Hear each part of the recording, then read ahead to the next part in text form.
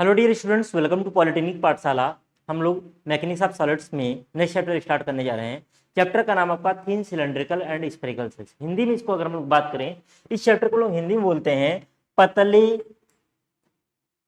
पतले बेलनाकार पतले बेलनाकार तथा तथा गोलीय खोल। क्या बोलते हैं? पतले बेलनाकार एवं गोलीय खोल।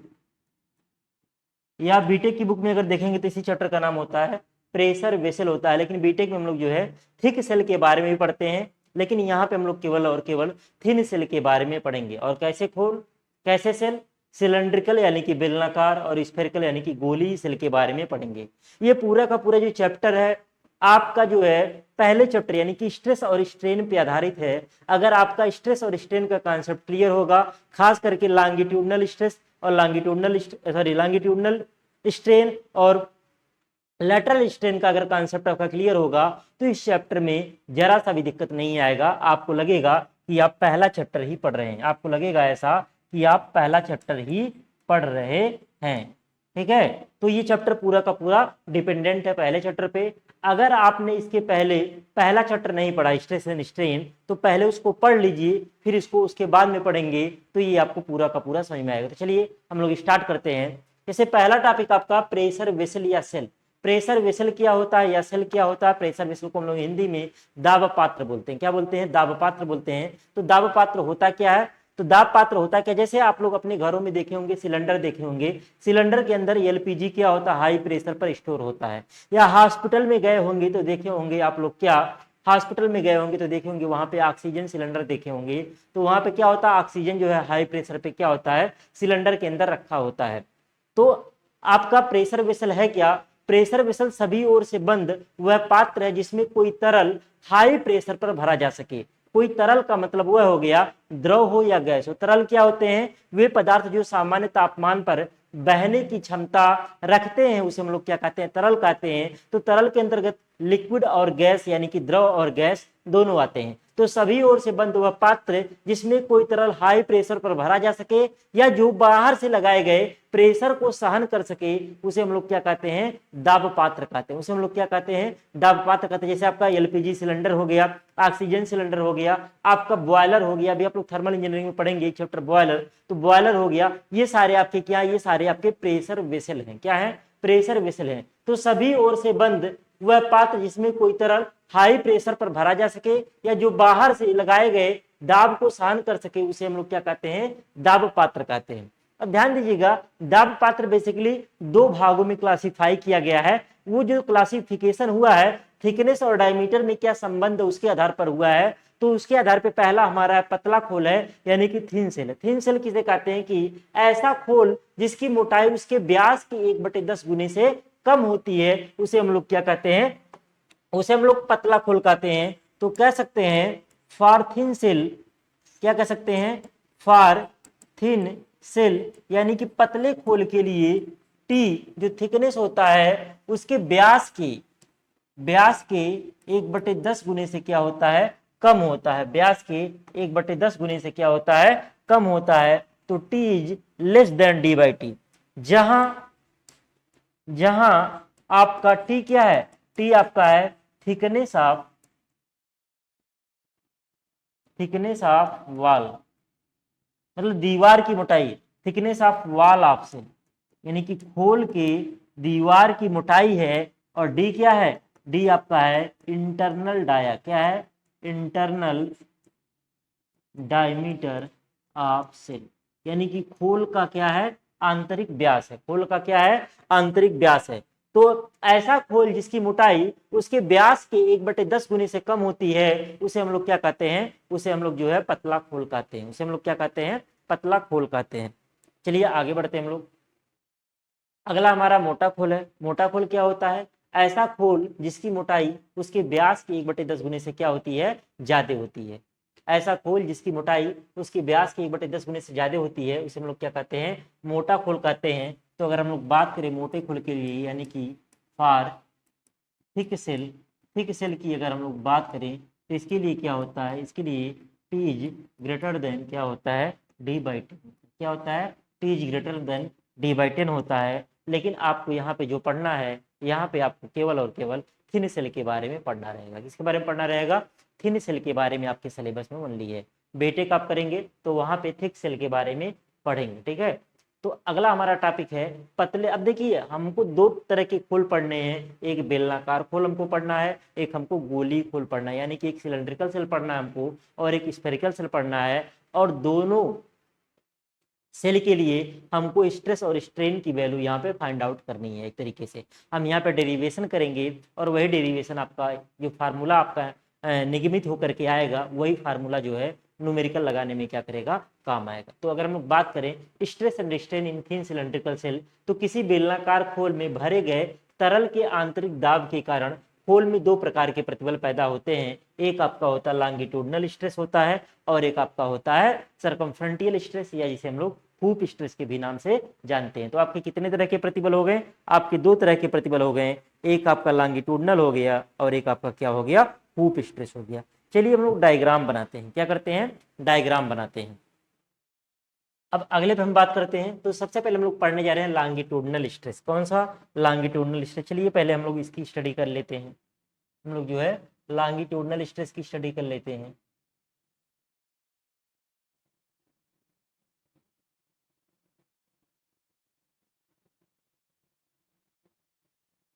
चलिए अगर हम लोग इसका फिगर बनाएं,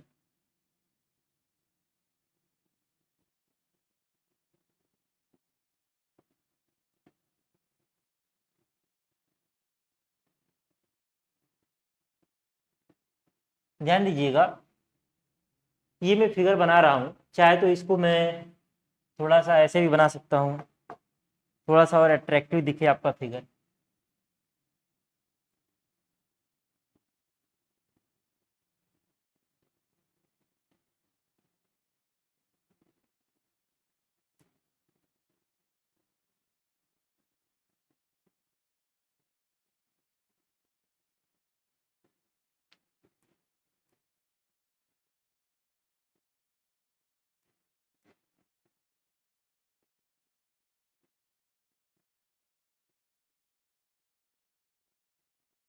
हाँ,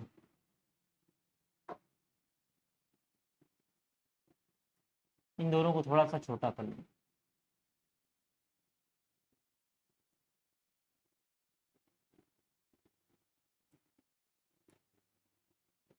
फिगर वही बनाया मैं, थोड़ा सा यहाँ पे टूल का यूज कर ले रहा हूँ, तो फिगर देखने में क्या लगेगा आपका? थोड़ा सा सही लगे। फिगर देखने में क्या लगेगा? थोड़ा सा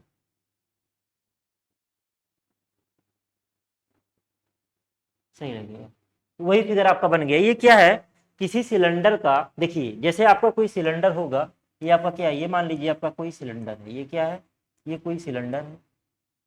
ये कोई सिलेंडर है। ये सिलेंडर का क्या है? ये सिलेंडर का आपका है साइड व्यू। क्या साइड व्यू है? अब सिलेंडर को आधे पर से हम ब्रेक कर रहे हैं। क्या कर रहे हैं? आधे पर से हम ब्रेक कर रहे हैं। और आधे पर से ब्रेक करने के बाद हम क्या कर रहे हैं? इसको दिखा रहे हैं। आधे पर से ब्रेक करने के बाद हम लोग क्या कर रहे हैं? इसको दिखा रहे हैं।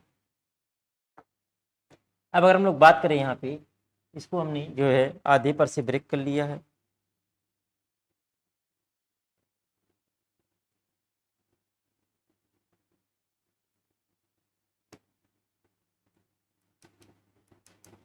ये हमने वाई वाई एक्सिस दिखा दिया है। और यहाँ पे इसी में क्या होगा? स्ट्रेस पैदा होगा इसकी दीवार में। क्या पैदा होगा? एफ एल पैदा होगा। क्या पैदा होगा? एफ एल क्या? लॉन्गिट्यूडनल स्ट्रेस है। और इस वाले दीवार पे क्या पैदा होगा? इस वाले दीवार पे जो पैदा होगा, इस वाले दीवार पे प्रेशर दिखाया जा रहा है, पैदा नहीं होगा प्रेशर। इसके अंदर कोई तरल भरा होगा जो इसकी दीवार पे क्या लगा रहा है? प्रेशर लगा रहा है, पी लगा रहा है। और इसके अपोजिट क्या हो रहा है? इसमें हो रहा है लॉन्गिट्यूडनल स्ट्रेस पैदा हो रहा है। अब मैं अगर मैं इसकी बात करूं, ये वाला जो फिगर है आपका, इसमें अगर मैं बात करूं, इसका थिकनेस क्या है? टी है। और इंटरनल डाया जो है, इंटरनल डाया क्या है? डी। थिकनेस आपका टी है और इंटरनल डाया आपका क्या है? इंटरनल डाया आपका डी है। इसका सेंटर ये हो गया, ठीक। ये आपका है,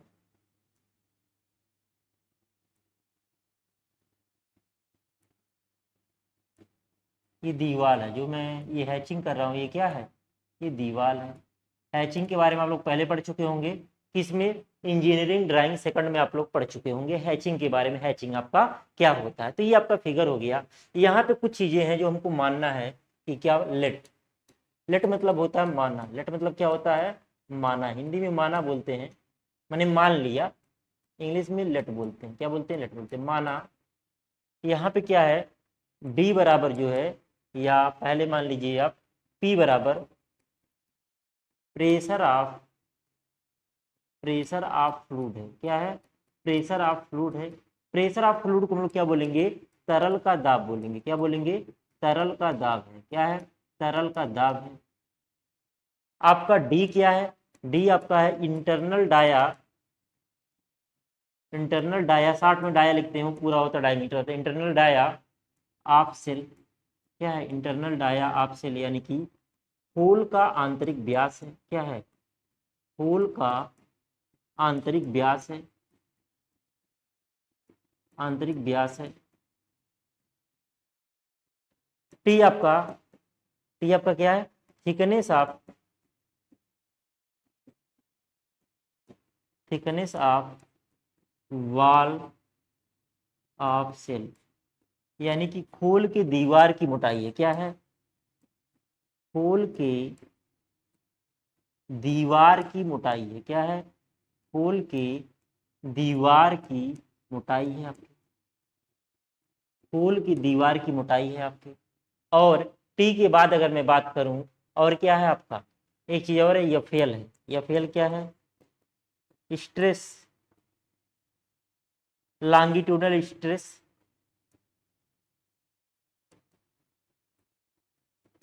longitudinal stress produce in shell, यानी खोल में उत्पन्न, यानी कि इसकी हिंदी क्या हो जाएगी, खोल में उत्पन्न अनुदैर्ध्य प्रतिबल, क्या है, खोल में उत्पन्न अनुदैर्ध्य प्रतिबल है, क्या है, खोल में उत्पन्न अनुदैर्ध्य प्रतिबल है आपका। तो ध्यान दीजिएगा, अगर मैं सिलेंडर की बात करूं, किसकी बात करूं, सिलेंडर की बात करूं, ये हमारे पास क्या है, ये हमारे पास एक सिलेंडर है जिसके अंदर कोई गैस भरा हुआ है।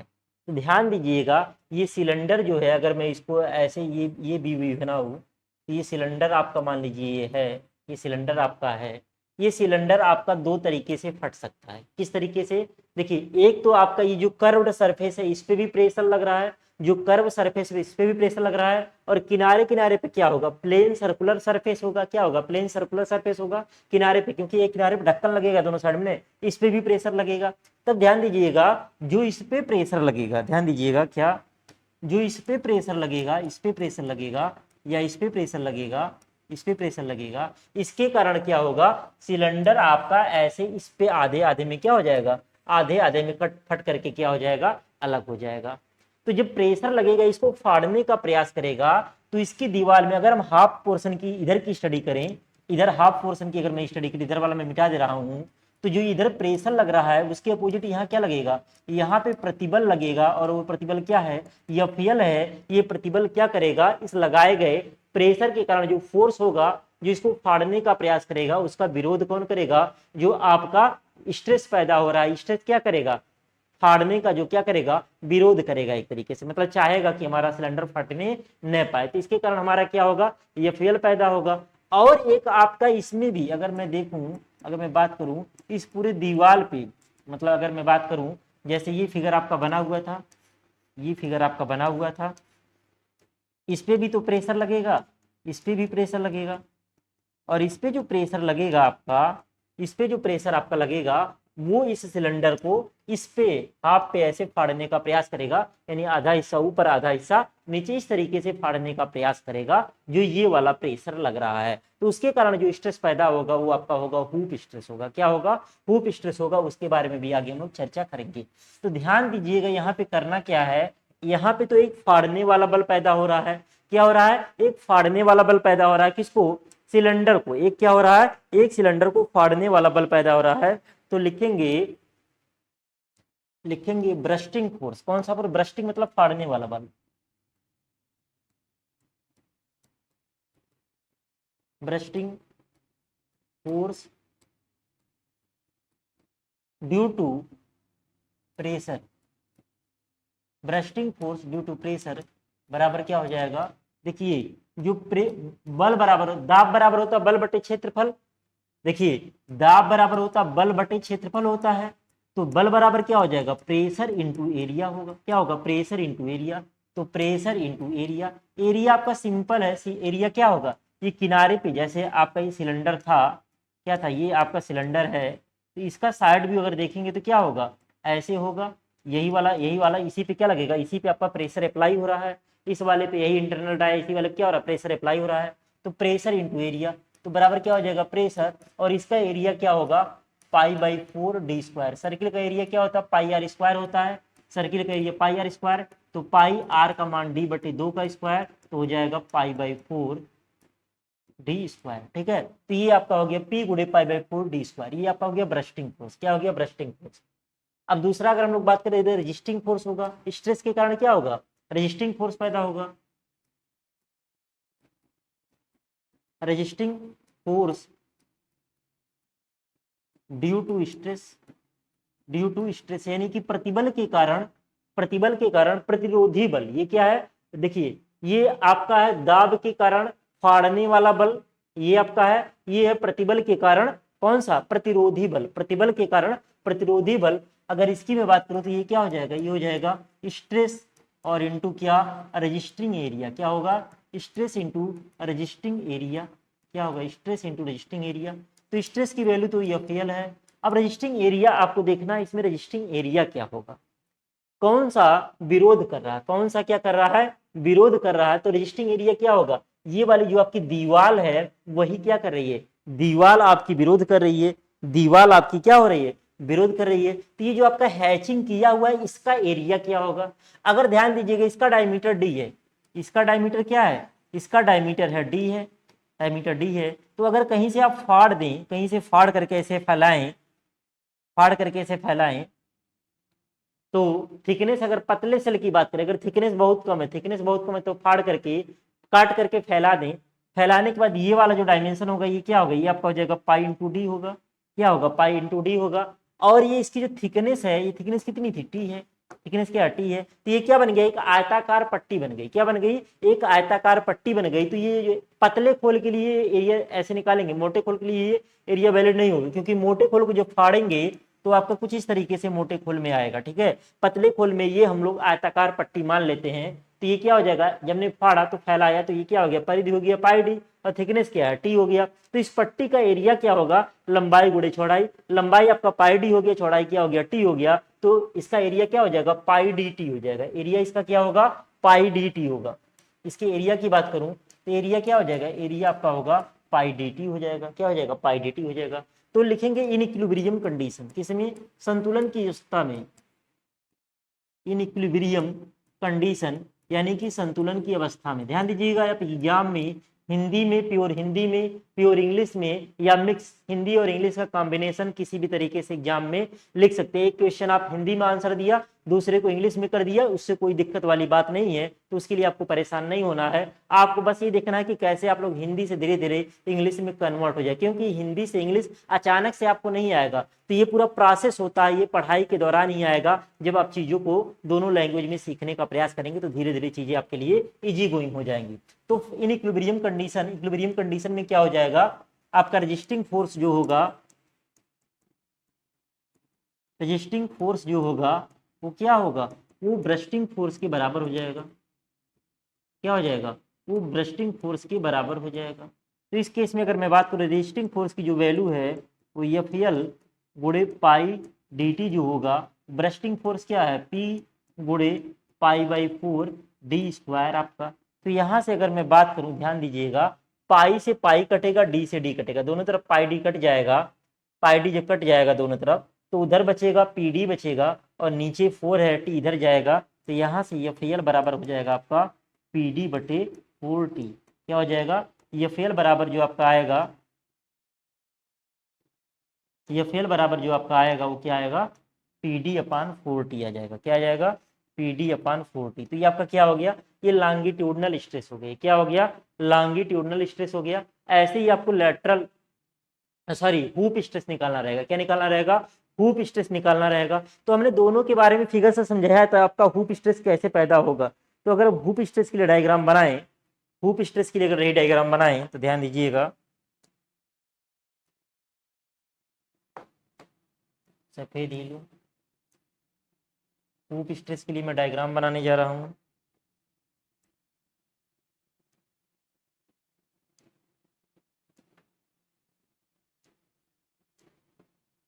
चलिए, ये आपका सर्किल हो गया।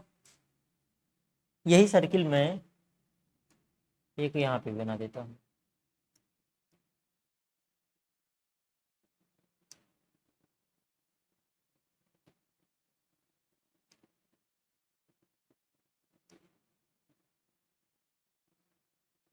चलिए, अब यहाँ पे थोड़ा सा क्या करना है, यहाँ आधे से ऊपर वाला पोर्शन मैं मिटा दे रहा हूँ। आपको देखिएगा खैर नोट्स में दिक्कत नहीं है। हमने क्या कर दिया? मिटा दिया, एक तरीके से ब्लैक कलर में हो गया है। किस कलर में हो गया? ब्लैक कलर में आपका हमने कर दिया है। फिगर देखते जाइए, फिगर ही बनाना मेन रहेगा, फिगर कैसे बन रहा है।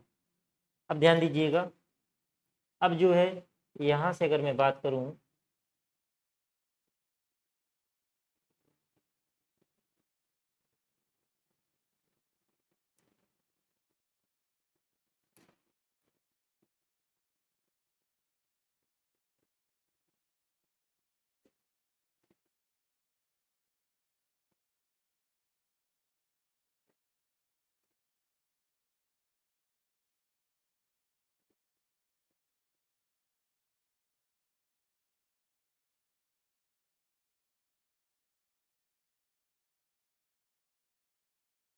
एक मिनट,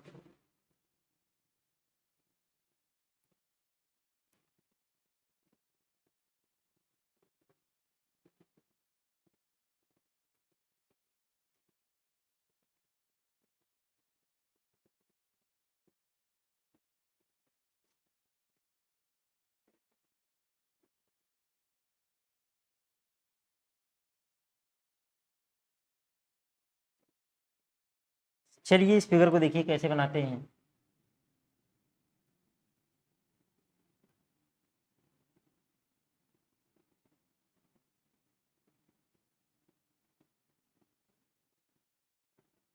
ये आपका क्या है? ये आपका फिगर हो गया। फिगर आपको समझ में आ रहा होगा। थोड़ा सा गड़बड़ हो गया।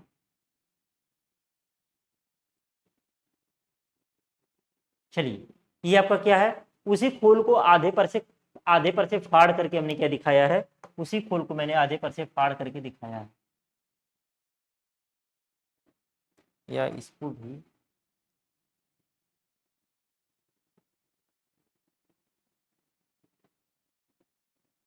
ठीक है। चलिए, समझ में आ रहा होगा फिगर। अब ध्यान दीजिएगा, इसमें जो है परिधि प्रतिबल के लिए ये वाला जो है, ये वाला जो प्रेशर हम दिखा रहे हैं, ये वाला आपका लग रहा है यहाँ पे, इस वाले दीवार पे। वहां पे हमने दोनों साइड पे माना था। यहाँ पे क्या हो रहा है? इस पे पूरा प्रेशर लग रहा है, पूरे मतलब चारों तरफ आपका प्रेशर लग रहा है। साइड की दीवार को हम यहाँ पे कंसिडर नहीं कर रहे हैं हुक वाले के लिए। हम ये जो कर्व्ड आपका सरफेस है उस पे आपका क्या लग रहा है? प्रेशर आपका पी लग रहा है।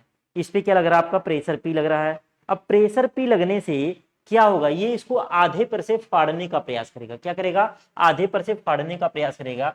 ध्यान दीजिएगा, ये डायमेंशन जो आपका है, ये डायमेंशन क्या है? ये डायमेंशन आपका टी है। और यहाँ पे ये वाला डायमेंशन भी आपका क्या है? टी है। और इसकी जो लेंथ है, इसकी जो लेंथ है आपकी, लेंथ कितनी है? लेंथ आपकी यल है। लेंथ आपकी क्या है? इस जो सेल है, इस सेल की लंबाई क्या है? यल है। और इसकी दीवार की थिकनेस क्या है? टी है। ये वाला डायमेंशन आप जान ही रहे हैं। ये वाला डायमेंशन क्या है? ये वाला डायमेंशन आपका डी क्या है? स्मॉल डी है। अब इसके कारण क्या होगा? जब ये वाला क्या करेगा? फाड़ने का प्रयास करेगा। क्या करेगा? फाड़ने का प्रयास करेगा। तो इसकी दीवार में ये वाला जो है, इसमें क्या होगा? इसमें स्ट्रेस पैदा होगा। इसमें क्या होगा? इसमें स्ट्रेस पैदा होगा। इसमें क्या होगा? इसमें स्ट्रेस पैदा होगा। एक मिनट,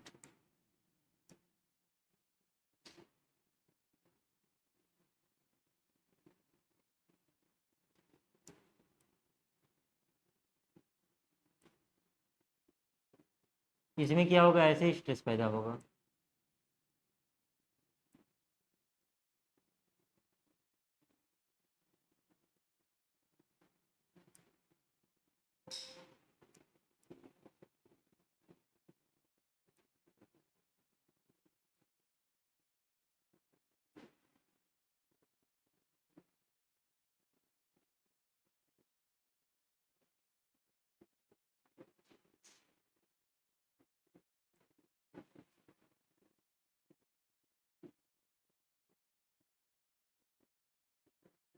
इसमें क्या होगा, ऐसे स्ट्रेस पैदा होगा।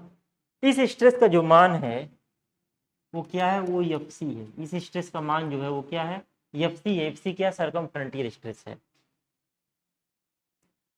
इन फिगर अगर हम लोग बात करें, यहाँ फिगर आपने बना दिया। इन फिगर में क्या है, एफ सी जो है वो सरकम सरकम फ्रंटियल सरकमफ्रंटियल स्ट्रेस है, या इसी को हम लोग जो है हुप स्ट्रेस भी कहते हैं। हिंदी में परिधीय प्रतिबल कहते हैं। हमने हिंदी में पहले ही लिखवा दिया। हिंदी में हम लोग क्या कहते हैं, हिंदी में लोग परिधीय प्रतिबल कहते हैं। हिंदी में क्या कहते हैं, हिंदी में परिधीय प्रतिबल कहते हैं। ये आपका हो गया हुप स्ट्रेस हो गया। क्या हो गया, हुप स्ट्रेस हो गया। और यहाँ पे और कोई चीज है, यल जो है वो क्या है, लेंथ ऑफ, क्या लेंथ ऑफ क्या है, सेल। लेंथ ऑफ क्या है, सेल, यानी कि खोल की लंबाई है। पी आपने पहले ही माना हुआ था, या यहाँ पे लिख लीजिए पी क्या है, पी आपका जो है प्रेशर ऑफ फ्लूइड है। क्या है, या आप इन सारी चीजों को यहाँ पे लिख लीजिए, यहाँ मत लिखिए, यहाँ पे लिख लीजिए let P equal to pressure of fluid है। क्या है, प्रेशर ऑफ फ्लूइड है। टी क्या है, वाल थिकनेस कह सकते हैं, थिकनेस ऑफ वाल है, या वाल थिकनेस कह सकते हैं। वाल थिकनेस ऑफ सेल है, होल की दीवार की मोटाई है। और आपका क्या है, डी क्या है, इंटरनल डाया ऑफ सेल है। होल का क्या है, आंतरिक व्यास है। और कुछ है, टी हो गया, पी हो गया, यल हो गया। यल क्या है, लेंथ ऑफ सेल है, यानी कि खोल की क्या है, लंबाई है। खोल की क्या है, लंबाई है। और आपका क्या है, एफ सी क्या है, स्ट्रेस प्रोड्यूस,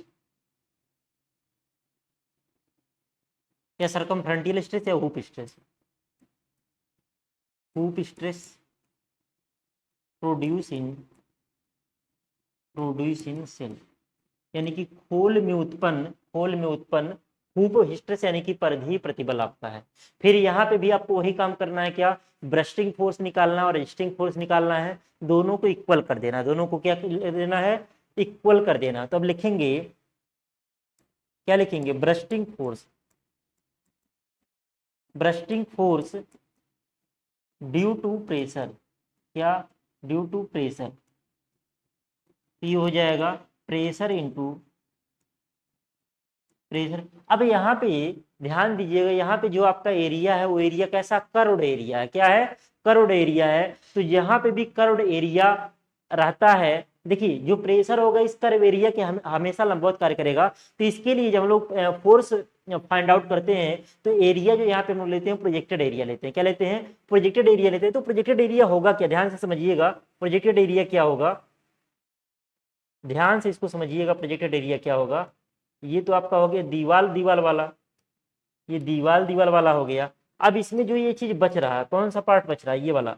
तो इसका प्रोजेक्शन, इस वाले का प्रोजेक्शन क्या होगा, इस वाले का प्रोजेक्शन, इसको टॉप व्यू अगर देखेंगे, इसका अगर आप टॉप व्यू देखेंगे तो क्या होगा, आपको ये दिखेगा। क्या दिखेगा, ये दिखेगा, ये वाला पार्ट आपका दिखेगा, ये वाला पार्ट। तो ये वाला जो एरिया जो मैं ये हैचिंग कर रहा हूँ, यही इसका क्या होगा, यही इसका प्रोजेक्टेड एरिया होगा, यही इसका क्या होगा, प्रोजेक्टेड एरिया होगा। तो यहाँ पे लिखेंगे pressure into projected area. Curved surface के लिए प्रोजेक्टेड एरिया थ्योरम होता है, प्रोजेक्टेड एरिया। खैर इसका निकालने का डेरिवेशन भी होता है, खैर डेरिवेशन आपके सिलेबस में नहीं है। तो प्रेशर इंटू क्या हो गया, प्रोजेक्टेड एरिया हो गया। यहाँ पे एरिया हम लोग कौन सा लेंगे, यहाँ पे एरिया हम लोग लेंगे प्रोजेक्टेड एरिया लेंगे, ये चीज ध्यान देंगे। तो ये वाला एरिया आपका क्या है, ये एरिया जो है यही क्या है, प्रोजेक्टेड एरिया है। अब प्रोजेक्टेड एरिया की बात करूं, इसका एक डायमेंशन, ये वाला डायमेंशन क्या है, इसका ये वाला डायमेंशन यल हो गया, और इसका ये वाला डायमेंशन जो है, ये वाला डायमेंशन जो है, ये डायमेंशन क्या है, डी है।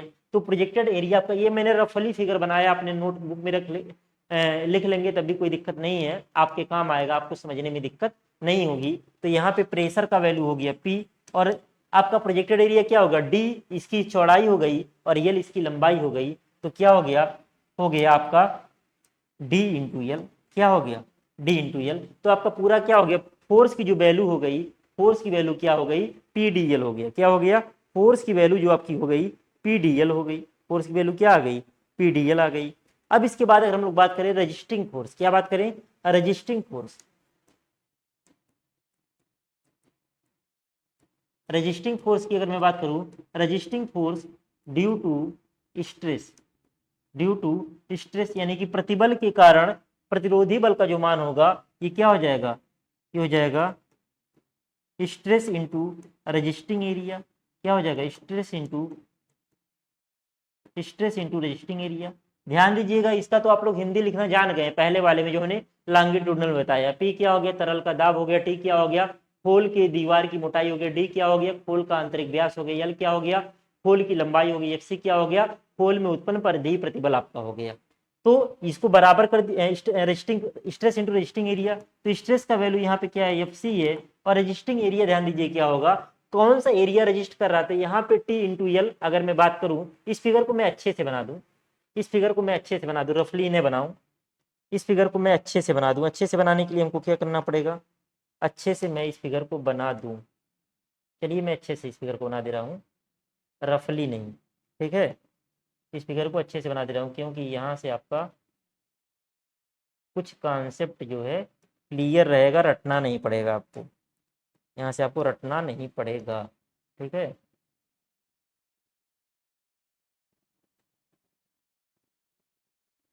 चलिए अब अगर मैं बात करूं, यहाँ पे ध्यान दीजिएगा,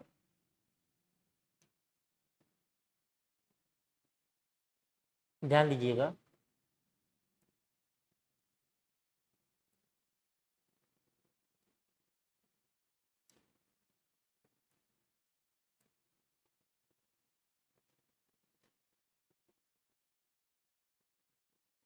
ऐसे आपका हो गया, थोड़ा सा सीधा ज़्यादा हो गया, पट रहा था तो फिगर देखने में और अच्छा लगता। तो यहाँ पे अगर मैं बात करूँ, ये वाला एरिया जो मैं हैचिंग कर रहा हूँ, जो मैं हैचिंग कर रहा हूँ, ये वाला एरिया, ये कौन सा एरिया है, ये आपका है प्रोजेक्टेड एरिया। क्या है, ये आपको एग्जाम में नहीं करना रहेगा, ये समझाने के लिए बता रहा हूँ। ये क्या है, प्रोजेक्टेड एरिया, क्योंकि ये आपकी डायमेंशन क्या है, ये लंबाई आपकी यल है, और इसका डायमीटर क्या है, इसका डायमीटर जो है वो डी है। लंबाई क्या है, यल है, और डायमीटर डी है। तो ये क्या हो गया, प्रोजेक्टेड एरिया है आपका। और यहाँ पे रजिस्टिंग एरिया की मैं अगर बात करूँ, तो यहाँ पे अगर मैं बात करूँ, रेड से दिखा दूँ इसको, ये वाला एरिया, और यहाँ पे ये वाला एरिया। तो यहाँ पे ये जो डायमेंशन है, ये डायमेंशन कितना है, ये डायमेंशन आपका है टी, कितना है टी, और यहाँ पे भी ये वाला जो डायमेंशन है वो आपका है टी, और ये पूरा है ये है। तो यहाँ पे ये भी रजिस्टिंग एरिया होगा, ये भी रजिस्टिंग एरिया होगा। तो यहाँ पे रजिस्टिंग एरिया की अगर मैं बात करूँ, तो क्या हो जाएगा, टू टी एल, क्या हो जाएगा, टू टी एल हो जाएगा। तो ये वाला एरिया, ये वाला एरिया, ये वाला एरिया, और ये वाला एरिया, ये क्या है, रजिस्टिंग एरिया। ये क्या है, रजिस्टिंग एरिया है। यही क्या कर रहा है, विरोध करेगा, यही क्या करेगा, विरोध करेगा। तो ये मैं समझाने के लिए आपको बताया हूँ, कि आपको एग्जाम में नहीं करना रहेगा, ठीक है। तो ये यहाँ पे क्या हो गया, F C into two T L हो गया। क्या हो गया, F C into two T L हो गया। अब फिर आपको वही काम करना है, क्या काम करना है, आपको करना है इन इक्विलिब्रियम कंडीशन, यानी कि संतुलन की अवस्था में, इन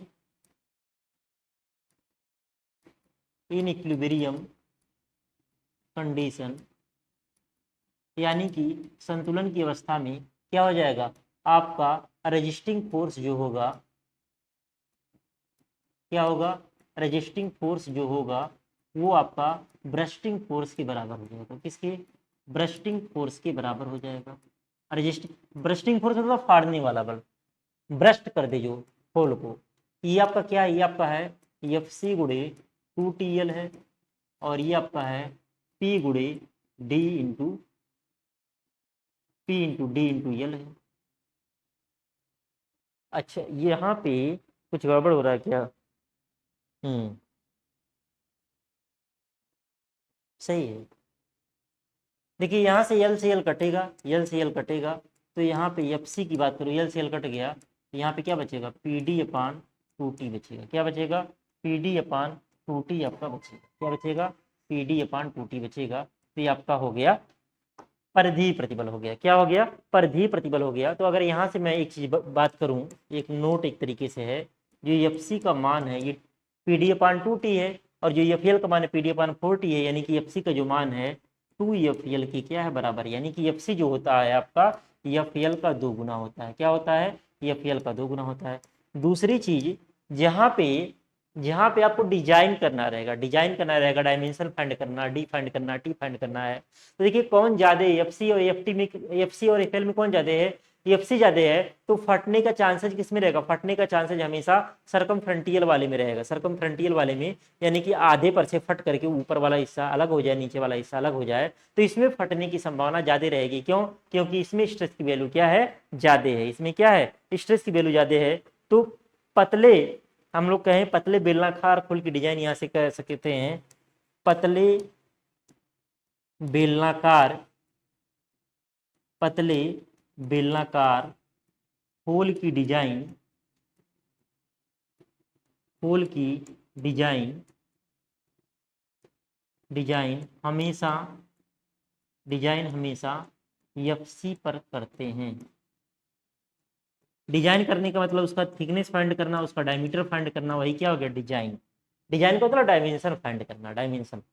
तो कभी भी कोई न्यूमेरिकल रहेगा वहाँ पे एफ सी और एफ एल दोनों रहेगा, और डी और टी में से कोई एक वैल्यू दी रहेगी, दूसरा वैल्यू पूछेगा, तो हम लोग एफ सी वाला फार्मूला लगाएंगे, न कि एफ एल वाला फार्मूला लगाएंगे। तो हमेशा पतले बेलनाकार खोल की डिजाइन हमेशा एफ सी पर करते हैं। डिजाइन का मतलब हो गया डी टी एल फाइंड करना, डिजाइन का मतलब डी और टी फाइंड करना, बेसिकली क्या, डी और टी इसका फाइंड करना अगर रहेगा, तो एफ सी वाले फार्मूले का हम लोग क्या करेंगे, यूज करेंगे। चलिए आगे बढ़ते हैं हम लोग। अगला हमारा टॉपिक है strain in thin cylindrical shell, यानी कि पतले पतले बेलनाकार खोल में विकृति। पतले बेलना, इसका मतलब क्या हो गया, पतले बेलनाकार खोल में विकृति। क्या हो गया, पतले बेलनाकार खोल में, पतले बेलनाकार खोल में विकृति, पतले बेलनाकार खोल में विकृति।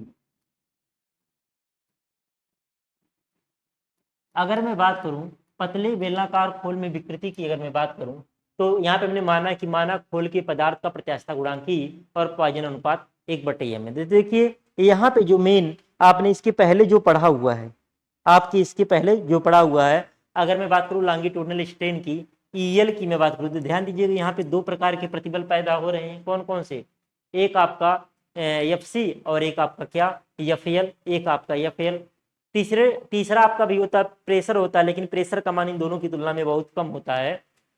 तीसरा तो उसको नगण्य मान लेते हैं, 2 ही हम लोग मान के चलते हैं। क्या, एक हमारा ईएल और एक सॉरी एक हमारा एफ एल और एक हमारा एफ सी। तो ईएल का मान, ईएल क्या अनुदैर्ध्य विकृति है, तो एफ के कारण जो होगा वो हो जाएगा एफ एल बटे ई होगा। एक फार्मूला आप लोग पहले चैप्टर में पढ़े हैं क्या, जो लेटरल स्ट्रेन होता है 1/m जो होता है वो लेटरल स्ट्रेन अपान लॉन्गिट्यूडनल स्ट्रेन के बराबर होता है। क्या होता है, लॉन्गिट्यूडनल स्ट्रेन के बराबर होता है। तो आपका हो गया क्या, 1/m बराबर लेटरल स्ट्रेन बटे लॉन्गिट्यूडनल स्ट्रेन। तो यहाँ से अगर मैं बात करूँ, वैसे ये माइनस में लेते हैं, क्यों, क्योंकि हमने बताया था इसके बारे में पहले। तो अगर मैं यहाँ से बात करूँ क्या, लेटरल स्ट्रेन, देखिए इसको हम लोग ई से दर्शाते हैं, किससे, तो लेटरल स्ट्रेन बराबर हो जाएगा ई गुणे 1/m। और आप लोग पढ़ चुके हैं क्या, कैपिटल ई बराबर एफ बटे ई पढ़े हैं क्या, कैपिटल ई बराबर एफ बटे ई। तो यहाँ से स्मॉल ई बराबर क्या हो जाएगा, एफ बटे कैपिटल ई। तो यहाँ से हो जाएगा क्या, एफ बटे कैपिटल ई, यानी कि एफ बटे क्या हो जाएगा, एम ई हो जाएगा। क्या हो जाएगा, एम ई हो जाएगा। यानी कि एफ सी वाला जो होगा वो क्या होगा, एफ सी बटे एम ई होगा। तो एफ सी वाला देखिए, एफ एल वाला लंबाई के अनुदिश लग रहा है, एफ एल वाला किसके अनुदिश लग रहा है, लंबाई के अनुदिश लग रहा है। लेकिन एफ सी वाला किसके अनुदिश लग रहा है, डायमीटर के अनुदिश लग रहा है। और जब ये डायमीटर के अनुदिश लगेगा तो डायमीटर को बढ़ाने का प्रयास करेगा, और डायमीटर अगर आपका बढ़ने के लिए प्रयत्नशील होगा तो उस केस में लंबाई क्या होगी, कम होगी। यानी कि ये क्या करेगा, ये वाला जो है लॉन्गिट्यूडनल स्ट्रेन की वैल्यू को क्या करेगा, घटाएगा। इस नाते इसको क्या ले लेंगे, माइनस ले लेंगे। क्या ले लेंगे, माइनस ले लेंगे। तो आपका ईएल बराबर क्या हो गया, ईएल बराबर हो गया एफ एल बटे ई माइनस एफ सी बटे एम ई। ये पहले चैप्टर में ये कहानी हम लोग पढ़ चुके हैं। तो यहां से अगर मैं बात करूं, यहां से मैं बात करूं तो ईएल बराबर एफ एल की वैल्यू क्या होगी, पी डी अपान 4t, और ई पहले से है, और माइनस ये क्या हो जाएगा, पी डी अपान 2t, और यहाँ पे क्या हो जाएगा 2t ई हो जाएगा, और इंटू क्या यम है, ये है आपका 2t पी डी अपान 2t, और इंटू यम ई पी डी अपान 2t इंटू यम ई। तो यहाँ पे देखिए कुछ कॉमन होंगी चीज़ें, क्या होंगी, कुछ चीज़ें कॉमन होंगी। तो ई एल बराबर आपका पी डी अपान 2t ई कॉमन हो गया। तो बचा क्या, 1/2 इधर बच गया, क्या बचा 1/2 बच गया, और माइनस यहाँ पे क्या बचेगा, 1/m हो जाएगा। क्या हो जाएगा, 1/m हो जाएगा। तो ये आपका फार्मूला आ गया, क्या आ गया, एक फार्मूला आ गया। यहाँ से एक फार्मूला और लिख सकते हैं क्या, या म्यू के फॉर्म में। ये तो आपके एग्जाम के लिए हो गया। अगर मान लीजिए एग्जाम में म्यू की वैल्यू दी हो तो ई एल बराबर पी डी अपान 2t और ब्रैकेट में क्या हो जाएगा 1/2, यानी कि 0.5 हो जाएगा, और माइनस 1/m को हम लोग क्या कहते हैं, म्यू कहते हैं। क्या कहते हैं, 1/m को म्यू कहते हैं। तो हमने पहले ही बता दिया, जो पॉइजन रेशियो होता है, जो पॉइजन रेशियो होता है वो 1/m भी होता है आपका, क्या 1/m भी होता है, या आपका क्या होता है, म्यू भी होता है। 1/m भी होता है, और क्या होता है, और आपका म्यू भी होता है। तो अगर म्यू के फॉर्म में फार्मूला लिखना रहेगा तो आपका फार्मूला क्या हो जाएगा, 1/2 माइनस 1/2 माइनस म्यू करिए, या 0.5 माइनस म्यू करिए, तो ये आपका ई एल बराबर म्यू के फॉर्म में ये फार्मूला आपका हो गया। आगे इसी तरीके से अगर हम लोग बात करें सरकमफ्रंटियल या हुप स्ट्रेन की बात करें, अगर हम लोग किसकी बात करें, हुप स्ट्रेन की अगर मैं बात करूं तो इसका जस्ट उल्टा हो जाएगा। तो यहाँ पे क्या हो जाएगा, यहाँ पे अगर हम लोग बात करें तो ईसी हो जाएगा। ईसी बराबर क्या हो जाएगा, एफ सी बटे ई होगा यहाँ पे, और यहाँ पे लॉन्गिट्यूडनल वाला जो होगा इसके लिए लेटरल का काम करेगा। तो यहाँ पे एफ एल बटे क्या हो जाएगा, एम ई हो जाएगा, क्योंकि हम सी सरकमफ्रंटियल वाले डायरेक्शन में निकाल रहे हैं। तो यहाँ पे ई सी बराबर क्या हो जाएगा, पी डी अपान 2t, और यहाँ पे सॉरी यहाँ पे माइनस क्या हो जाएगा, पी डी अपान 4t और into M E, P D upon 4t into M E. तो यहाँ से अगर मैं बात करूँ किसकी, ईसी की अगर मैं बात करूँ तो पी डी अपान 2t ई कॉमन हो जाएगा। तो बचेगा क्या, एक बचेगा, और माइनस 1/2m बचेगा। क्या बचेगा, 1/2m बचेगा। क्या बचेगा, 1/2m बचेगा। तो यहाँ से ये फार्मूला आपका हो गया 1/2m, यानी कि 1/2 गुड़े 1/m है। 1/2m का मतलब है 1/2 गुड़े 1/m। या इसी को अगर लिखना हो तो इसी बराबर पी डी अपान 2t और ब्रैकेट में 1 माइनस 1/2, और 1/m का मतलब क्या हो गया म्यू, या 1 माइनस 0.5 म्यू। ठीक है, तो आपका इसी का ये फार्मूला आ गया 1 माइनस 1/2m आपका आ गया। ठीक है, तो यहाँ से ये सारी चीज़ें कर सकते हैं। अगर यहाँ से आपको ये चीज़ और निकालना हो, इसमें चेंज इन लेंथ अगर आपको निकालना हो, यहाँ पे क्या चेंज इन लेंथ निकालना हो, कोई पूछ ले चेंज इन लेंथ कितना होगा, ई बराबर डेल्टा एल बाई यल से अगर मैं बात करूँ तो डेल्टा एल बराबर क्या हो जाएगा, यहाँ पे ई एल, तो ये हो जाएगा ई एल और इंटू एल। तो यहाँ से क्या निकाल सकते हैं, चेंज इन लेंथ निकाल सकते हैं। क्या निकाल सकते हैं, चेंज इन लेंथ निकाल सकते हैं। ऐसे ही अगर मैं इसमें बात करूँ चेंज इन डायमीटर, क्या चेंज इन डायमीटर अगर आपसे पूछे तो क्या हो जाएगा, ई सी बराबर हो जाएगा डेल्टा डी बटे डी से, डेल्टा डी बराबर क्या हो जाएगा, ई सी इंटू डी हो जाएगा। क्या हो जाएगा, ई सी इंटू डी हो जाएगा। तो यहाँ से चेंज इन डायमीटर आप क्या कर सकते हैं, निकाल सकते हैं।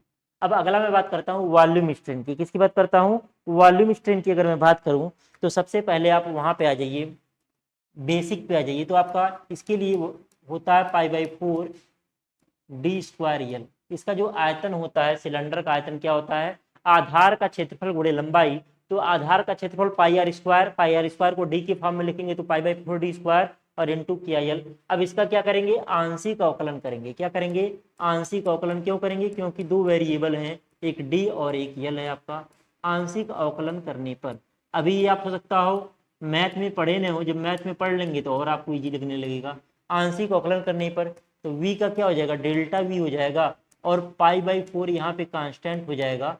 तो जब डी स्क्वायर का करेंगे तो टू यल को कांस्टेंट मानेंगे, जब डी के सापेक्ष करेंगे तो यल को कांस्टेंट मानेंगे। तो डी स्क्वायर का पहले होगा 2d होगा, फिर डी का जो दोबारा करेंगे तो डेल्टा डी हो जाएगा। क्या हो जाएगा, डेल्टा डी हो जाएगा और प्लस हो जाएगा। अब यल के जब सापेक्ष करेंगे तो डी स्क्वायर कांस्टेंट हो जाएगा, तो डी स्क्वायर डेल्टा यल हो जाएगा। क्या हो जाएगा, डी स्क्वायर डेल्टा यल हो जाएगा। अब क्या करेंगे, v से दोनों तरफ भाग देने पर, क्या करेंगे, v से दोनों तरफ भाग देने पर, मतलब डिवाइड कर रहे हैं v से दोनों तरफ, v से दोनों तरफ क्या कर रहे हैं, डिवाइड कर रहे हैं, भाग देने पर।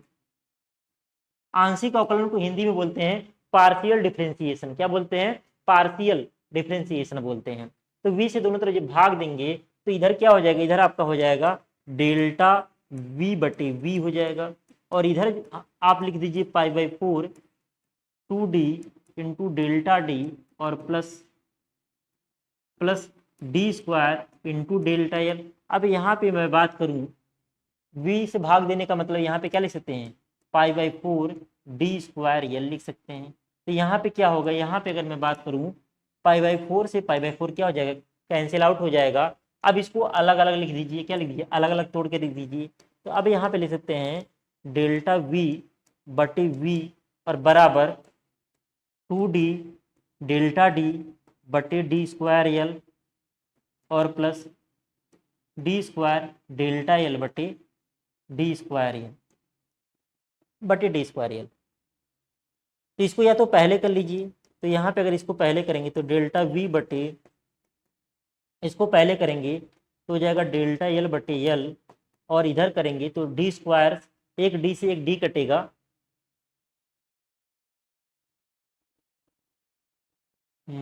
2d डेल्टा डी और डी स्क्वायर एल। कहीं गड़बड़ हो रहा है क्या कुछ, पाई बाई 4 2d डेल्टा डी और प्लस जब एल के सापेक्ष करेंगे तो डी स्क्वायर डेल्टा एल, सही है। तो 2d डेल्टा डी, अच्छा यहाँ पे हमने एल छोड़ दिया, यहाँ पे हमने क्या छोड़ दिया, एल छोड़ दिया, फिर एल क्या है यहाँ पे कांस्टेंट, तो यहाँ पे एल भी आएगा ना, यहाँ पे क्या आएगा, एल भी आएगा आपका, तो यहाँ पे भी क्या आएगा आपका, एल भी आएगा। तो यहाँ पे अगर मैं बात करूँ, देखिए एल से एल कटेगा, एक डी से डी कटेगा, तो डेल्टा डी बटे डी बचेगा, क्या हो जाएगा, 2 डेल्टा डी बटे डी हो जाएगा। क्या हो जाएगा, हमने इसको पहले लिख दिया और इसको बाद में लिख दिया। तो अगर मैं अब यहाँ से देखूँ, यहाँ से अब अगर मैं देखूँ तो ध्यान दीजिएगा, तो यहाँ पे हो गया डेल्टा वी बटे वी को ईवी लिख सकते हैं, क्या लिख सकते हैं, ईवी लिख सकते हैं। ईवी बराबर डेल्टा एल बटे एल क्या हो गया, ई एल आपका हो गया, और प्लस डेल्टा डी बटे डी क्या हो गया, 2EC हो गया। क्या हो गया, 2EC हो गया। अब क्या करना है आपको, जो EL और EC वाला जो फार्मूला आपने निकाला है वही क्या कर देना, वही यहाँ पे रख देना है। अब यहाँ पे क्या रख देंगे, यहाँ पे अब आपका EV बराबर हो जाएगा PD अपान 2TE ब्रैकेट में 1/2 माइनस 1/m और प्लस 2 PD अपान 2TE और ब्रैकेट में 1/2 माइनस 1/2m, यही तो था, नहीं 1 माइनस, ये आपका था 1 माइनस 1/2m, ऐसे आपका था, देख लीजिए क्या है, 1 माइनस 1/2m आपका है। तो यहाँ से और इसको सॉल्व करिए, यहाँ से इसको और सॉल्व करेंगे तो EV बराबर, ध्यान दीजिएगा PD अपान 2TE आपका कॉमन हो गया। जब कॉमन हो गया तो यहाँ पे 1/2 माइनस 1/m, और यहाँ पे 2 का अंदर मल्टीप्लाई करिए तो ये हो जाएगा 2 हो जाएगा, और माइनस 2 से 2 कटेगा तो माइनस 1/m हो जाएगा। क्या हो जाएगा, माइनस 1/m हो जाएगा। तो यहाँ से अगर मैं बात करूँ, EV बराबर PD अपान 2TE हो गया, और यहाँ पे 2 + 1/2 यानी कि 2.5 को ले सकते हैं, 5/2 ले सकते हैं, और यहाँ पे माइनस 2/m। तो ये आपका क्या हो गया, ये आपका आ गया EV का मान आ गया, किसका मान आ गया, EV का मान आ गया। अब अगर आपको निकालना हो चेंज इन वॉल्यूम निकालना हो, क्या निकालना हो, चेंज इन वॉल्यूम अगर आपको निकालना हो तो क्या होता है, ईवी बराबर होता है डेल्टा वी बटे वी होता है। क्या होता है, ईवी बराबर होता है डेल्टा वी बटे वी से डेल्टा वी बराबर क्या हो जाएगा, डेल्टा वी बराबर हो जाएगा ईवी इंटू वी हो जाएगा। वी का वैल्यू क्या होगा, वही पाई बाई 4 डी स्क्वायर होगा। तो इस फार्मूले की सहायता से हम लोग क्या निकाल सकते हैं, इस फार्मूले की सहायता से हम लोग चेंज इन वॉल्यूम निकाल सकते हैं। देखिए एक के बाद एक चीजें आती जा रही हैं, आपको रटना बिल्कुल भी नहीं है। अगर आपको ऊपर की चीजें क्लियर होती आ रही हैं तो नीचे आपको जरा सा भी दिक्कत नहीं होगा, बड़े आसानी से आपका क्वेश्चन क्या हो जाएगा, सॉल्व हो जाएगा। तो एग्जाम में कभी कभी होता है ये फार्मूला आपको याद ही नहीं रहेगा, तो अगर आपको डेरिवेशन करने का तरीका पता रहेगा तो बहुत कम टाइम में डेरिवेशन कर लेंगे। क्या कर लेंगे, बहुत कम टाइम में क्या कर पाएंगे, आप डेरिवेशन कर पाएंगे। यहाँ पे यहाँ से अगर वैल्यू आप याद रखेंगे ईवी बराबर ईएल प्लस 2 ईसी से, तो यहाँ पे ईएल और ईसी की वैल्यू रखेंगे तो बड़े आराम से आपका प्रॉब्लम सॉल्व हो जाएगा। अगर ईएल ईसी का वैल्यू नहीं पता तो ईएल ईसी का वैल्यू भी आप निकाल सकते हैं, वो भी बहुत ज्यादा कठिन नहीं है निकालना, बहुत ज्यादा कठिन नहीं है निकालना। ठीक है, अब आगे मैं बात करता हूं पतले गोली खोल में प्रतिबल तथा विकृति, स्ट्रेस एंड स्ट्रेन। यहाँ पे क्या हो जाएगा, स्ट्रेस एंड स्ट्रेन होगा यहाँ पे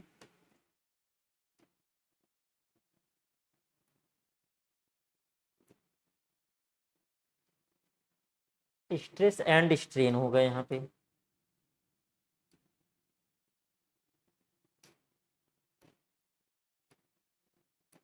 stress and strain in thin spherical shell, यानी कि पतले गोली खोलने में कोई तरल हाई प्रेशर पर भरने के कारण खोल में केवल सरकमफ्रंटियल या हुप स्ट्रेस पैदा होता है। मतलब इसमें क्या होता है, जैसे उसमें क्या होता है, लंबाई भी था व्यास भी था, तो इसमें लॉन्गिट्यूडनल और आपका हुप या सरकमफ्रंटियल दोनों पैदा हो रहे थे। लेकिन यहाँ पे क्या होता है, तीनों डायमेंशन में आपका क्या होता है, मतलब डायमीटर ही एक डायमेंशन होता है, यहाँ पे लंबाई तो होती नहीं है। तो यहाँ पे केवल और केवल क्या होता है, सरकमफ्रंटियल स्ट्रेस पैदा होता है, आपका लॉन्गिट्यूडनल वाला पैदा नहीं होता है। तो चलिए इसका हम लोग क्या करते हैं, इसका हम लोग डायग्राम बनाते हैं। पहले क्या करते हैं, इसका हम लोग डायग्राम बनाते हैं। चलिए इसका क्या करते हैं, डायग्राम बनाते हैं।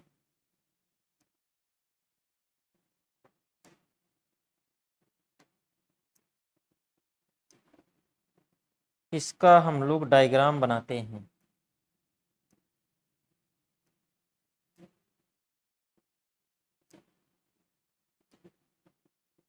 अब इसके डायग्राम की अगर मैं बात करूं, चलिए इसका मान लीजिए क्या हो गया, ये सेंटर हो गया।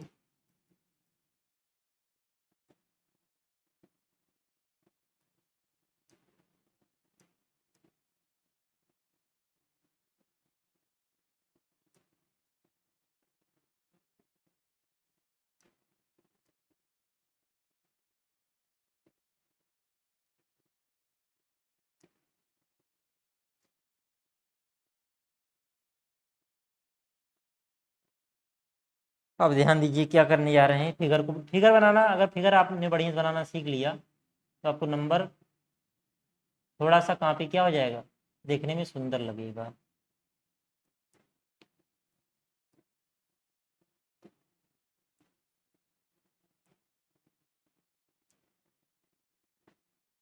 ये आपका क्या हो गया, ये आपका अगर मैं बात करूं, फिगर सही बना है कि नहीं बना है, थोड़ा सा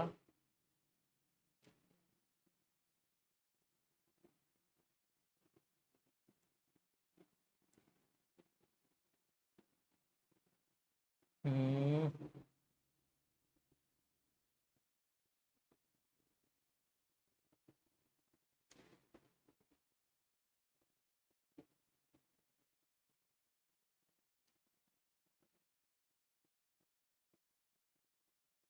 1 मिनट।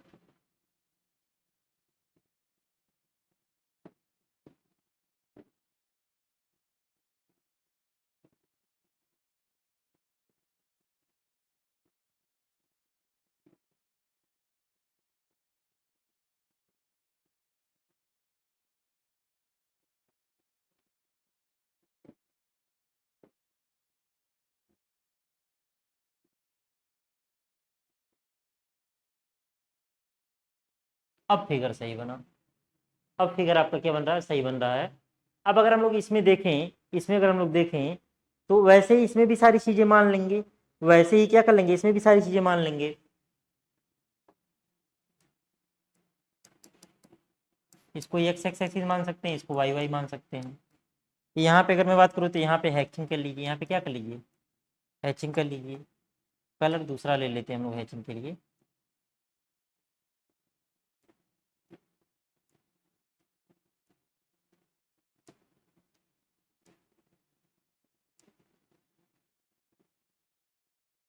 यहाँ पे इसकी थिकनेस जो है,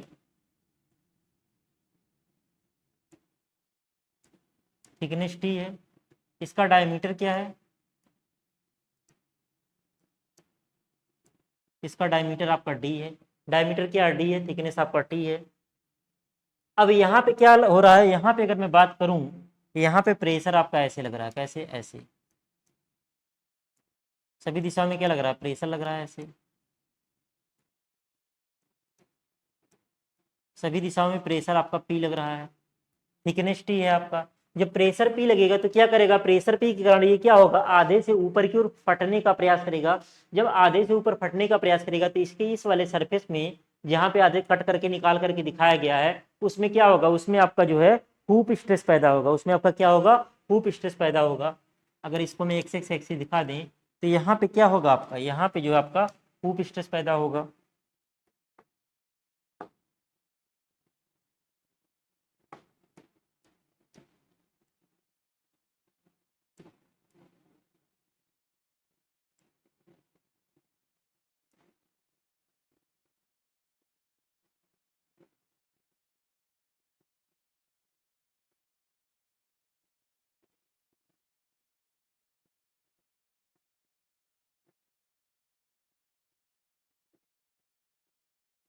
ऐसे क्या होगा, इसके पूरे सरफेस पे जो है क्या होगा, हुप स्ट्रेस ऐसे पैदा हो जाएगा। इस हुप स्ट्रेस का जो वैल्यू है वो क्या है, वो आपका एफ सी है। क्या है, एफ सी है। तो अब अगर यहाँ पे हम लोग बात करें, यहाँ पे वही चीज मान लीजिए, माना लेट पी बराबर प्रेशर ऑफ फ्लूड। पी क्या है आपका, प्रेशर ऑफ फ्लूड है, यानी कि तरल का क्या है, तरल का दाब है, तरल का क्या है, दाब है। टी बराबर क्या है, thickness of wall, thickness of wall of shell, wall of shell, या वॉल थिकनेस ऑफ सेल लिख सकते हैं। क्या लिख सकते हैं, वॉल थिकनेस ऑफ सेल भी लिख सकते हैं। Thickness of wall of shell T हो गया। और क्या हो गया, पी आपने लिख ही दिया है। डी क्या हो गया, इंटरनल डाया। डी क्या हो गया, इंटरनल डाया,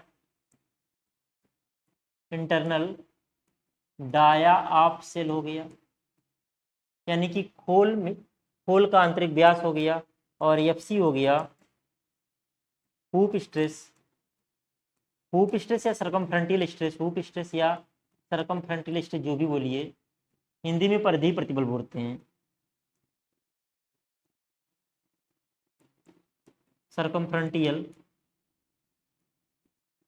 हूप स्ट्रेस या सरकमफ्रंटियल स्ट्रेस प्रोड्यूस इन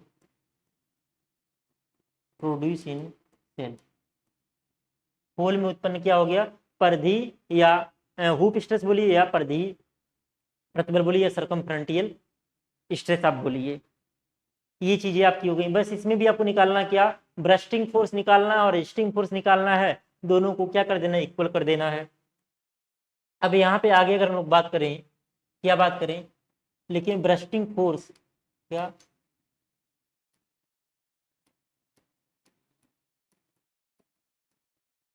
ब्रस्टिंग फोर्स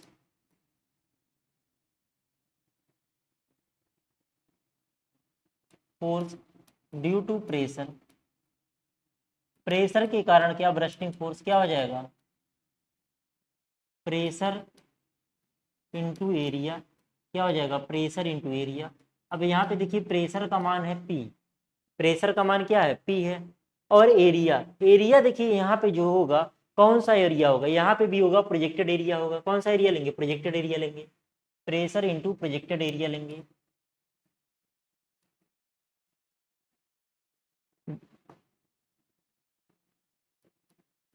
प्रोजेक्टेड एरिया लेंगे। और एक जगह प्रोजेक्टेड एरिया लिए थे, कहाँ लिए थे, यहाँ पे प्रेशर इंटू प्रोजेक्टेड एरिया। चलिए सही है, प्रेशर इंटू प्रोजेक्टेड एरिया। तो प्रेशर पी हो गया, प्रोजेक्टेड एरिया क्या हो गया। देखिए अगर हम लोग बात करें तो इसका जो इंटरनल वाला बना हुआ है ना, ये वाला जो है, ये क्या है, एक सर्किल, ये क्या सर्किल है, इसका एरिया क्या है, ये आपका सर्किल है। टॉप व्यू में देखेंगे तो आपको ऐसे दिखेगा, तो प्रेशर जो लगेगा इस वाले एरिया पे लगेगा। टॉप व्यू इसका क्या दिखेगा, आधे पर से काट के देखेंगे तो टॉप व्यू ऐसे कुछ दिखेगा। तो ये वाला एरिया क्या होगा, इसी पे क्या होगा, इसी पे प्रेशर आपका अप्लाई होगा। तो ये वाले एरिया का प्रोजेक्शन क्या होगा, आपका सर्किल बनेगा।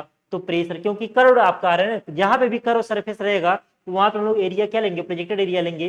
तो यहाँ पे जो प्रोजेक्टेड एरिया होगा वो क्या होगा, π/4d² होगा। क्या होगा, π/4d²। कैसे π/4d² हो रहा है, तो यहाँ पे अगर हम लोग बात करें, यहाँ पे अगर हम लोग बात करें, ध्यान दीजिएगा, यहाँ पे अगर इसका हम लोग टॉप व्यू बनाएंगे, इसका क्या बनाए, टॉप व्यू यहाँ नीचे हम बना रहे हैं, क्या बना रहे हैं, टॉप व्यू बना रहे हैं। ध्यान दीजिएगा, ये एग्जाम में बनाना नहीं रहेगा, एग्जाम में ये बनाना नहीं रहेगा, ठीक है, एग्जाम में ये बनाना नहीं रहेगा।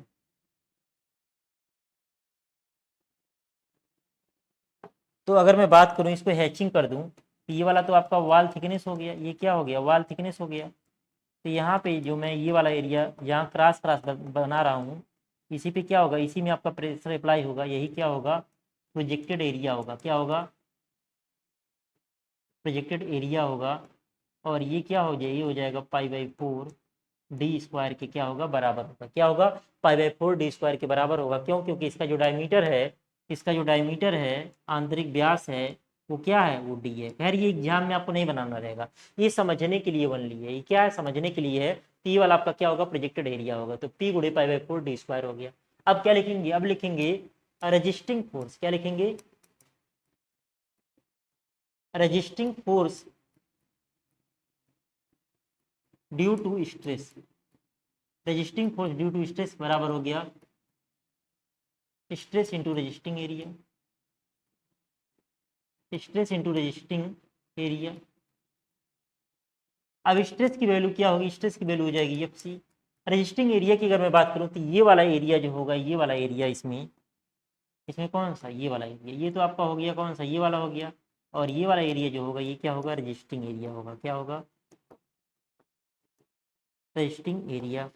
और इसको जब खोल करके फैलाएंगे तो क्या होगा, इसका जो परिधि होगा π/d, पाई इंटू क्या होगा, π/d, वही क्या हो जाएगा, π/d। और थिकनेस क्या है, T है। तो जो रेस्टिंग एरिया होगा वो क्या हो जाएगा, π/dt। क्या हो जाएगा, π/dt होगा। क्या होगा, रेस्टिंग एरिया जो होगा आपका π/dt होगा। ये चीज आपको ध्यान रखना, कैसे हमने निकाला है।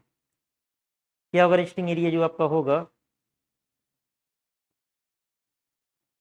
π/dt हो जाएगा आपका।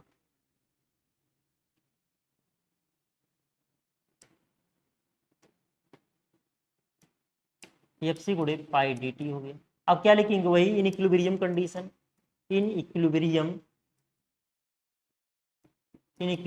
कंडीशन, यानी कि संतुलन की अवस्था में। इसका मतलब क्या हो गया, संतुलन की अवस्था में। संतुलन की अवस्था में क्या हो जाएगा, आपका हो जाएगा resisting force, resisting force equal to क्या हो जाएगा, bursting force. Resisting force into क्या हो गया, ब्रस्टिंग फोर्स हो गया आपका। अब अगर मैं यहाँ पे बात करूँ, रजिस्टिंग फोर्स की वैल्यू क्या, रजिस्टिंग फोर्स की जो वैल्यू होगी FC × π/dt है। और ब्रस्टिंग फोर्स की वैल्यू P × π/4d²। ध्यान दीजिएगा, यहाँ पे एक D से D कटेगा, हाँ D से D ही कटेगा, उधर बचेगा D से जब D कट जाएगा,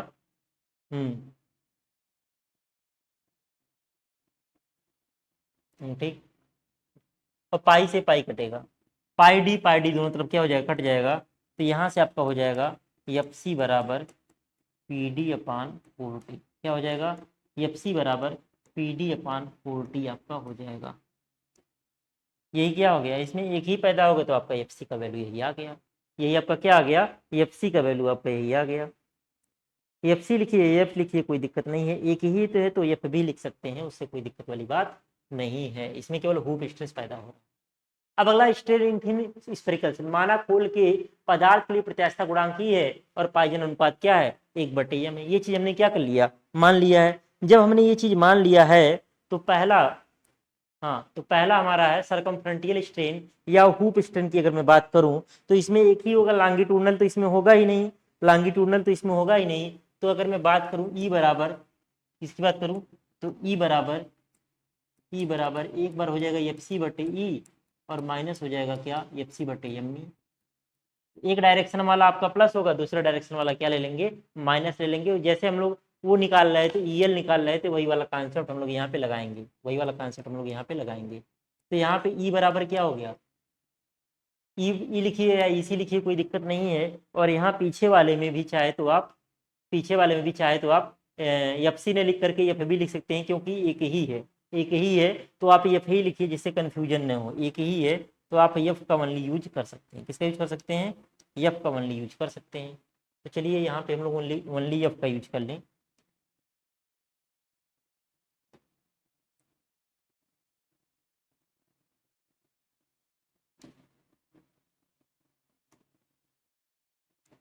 एफ, और यहाँ पे भी जो है, यहाँ पे भी आपका हो गया, एफ का आ गया। एफ की वैल्यू कितनी आ गई, पी डी अपान 40। हमने हर जगह एफ कर लिया, उससे कोई दिक्कत नहीं है, चूंकि एक ही प्रतिबल है तो हमने एफ नाम ले लिया। चलिए अब अगर मैं बात करूँ यहाँ से, तो यहाँ पे भी क्या कर देंगे, ई बराबर एक बार एफ बटे ई कर देंगे, और एक बार माइनस एफ बटे एम ई कर देंगे। तो एफ बराबर, तो यहाँ पे क्या हो जाएगा, एफ बटे ई कॉमन हो जाएगा, 1 - 1/m हो जाएगा। तो यहाँ से अगर आप बात करिए, एफ की वैल्यू अगर रखेंगे तो पी डी अपान 4 टी हो जाएगा। यहाँ पे पी डी अपान 4 टी, 1 - 1/, ये क्या हो गया, ये आपका हो गया ई हो गया, क्या हो गया, ई हो गया।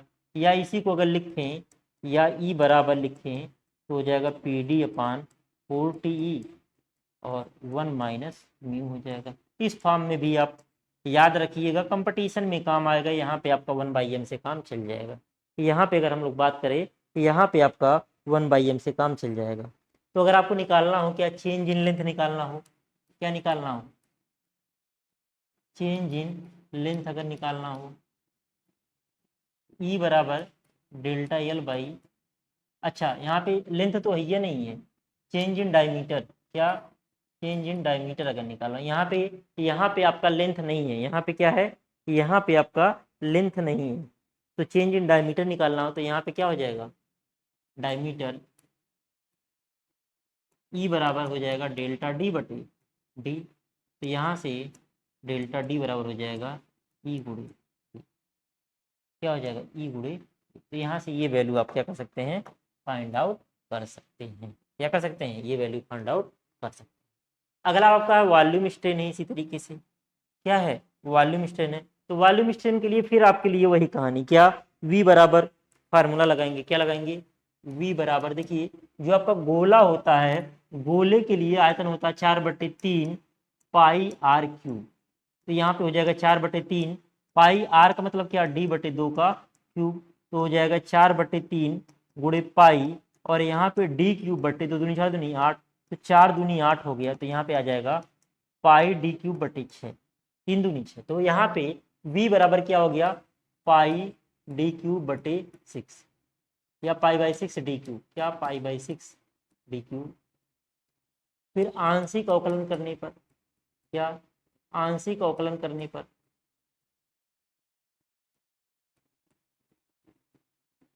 जब आंशिक अवकलन करेंगे तो v का आपका डेल्टा v हो जाएगा, और ये हो जाएगा पाई/6 इंटू 3d², और d का करेंगे तो क्या हो जाएगा, डेल्टा d हो जाएगा। तो फिर क्या करेंगे, v से दोनों तरफ भाग देने पर, फिर क्या करेंगे, v से दोनों तरफ भाग देने पर, v से दोनों तरफ भाग देने पर, दोनों तरफ v से भाग दे दीजिए, तो क्या हो जाएगा, तो आपका हो जाएगा डेल्टा v बटे v बराबर, ध्यान दीजिएगा, पाई/6 3d² इंटू डेल्टा डी, और बटे क्या हो जाएगा, पाई/6 डी क्यूब। ध्यान दीजिएगा, पाई/6 से आपका पाई/6 कटेगा, क्या होगा, पाई/6 से पाई/6 कटेगा, d² से d² कटेगा, तो यहाँ पे आपका बच जाएगा 3। तो यहाँ पे आपका हो जाएगा, इसको ईवी लिख सकते हैं, क्या लिख सकते हैं, ईवी लिख सकते हैं। तो ईवी बराबर आपका हो जाएगा 3 डेल्टा डी बटे डी, क्या हो जाएगा, ईवी बराबर आपका हो गया 3 डेल्टा डी बटे डी। तो यहाँ से आपका ईवी का मान आ जाएगा, क्या आ जाएगा, ईवी का मान आ जाएगा। अच्छा, ये आपका हो गया।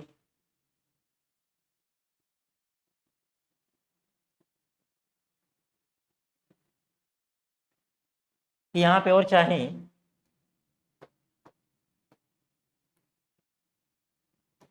यहाँ पे फिर या EV बराबर क्या हो जाएगा 3E, EV बराबर 3, ई का मान पहले आप निकाल लिए थे, EV बराबर 3E।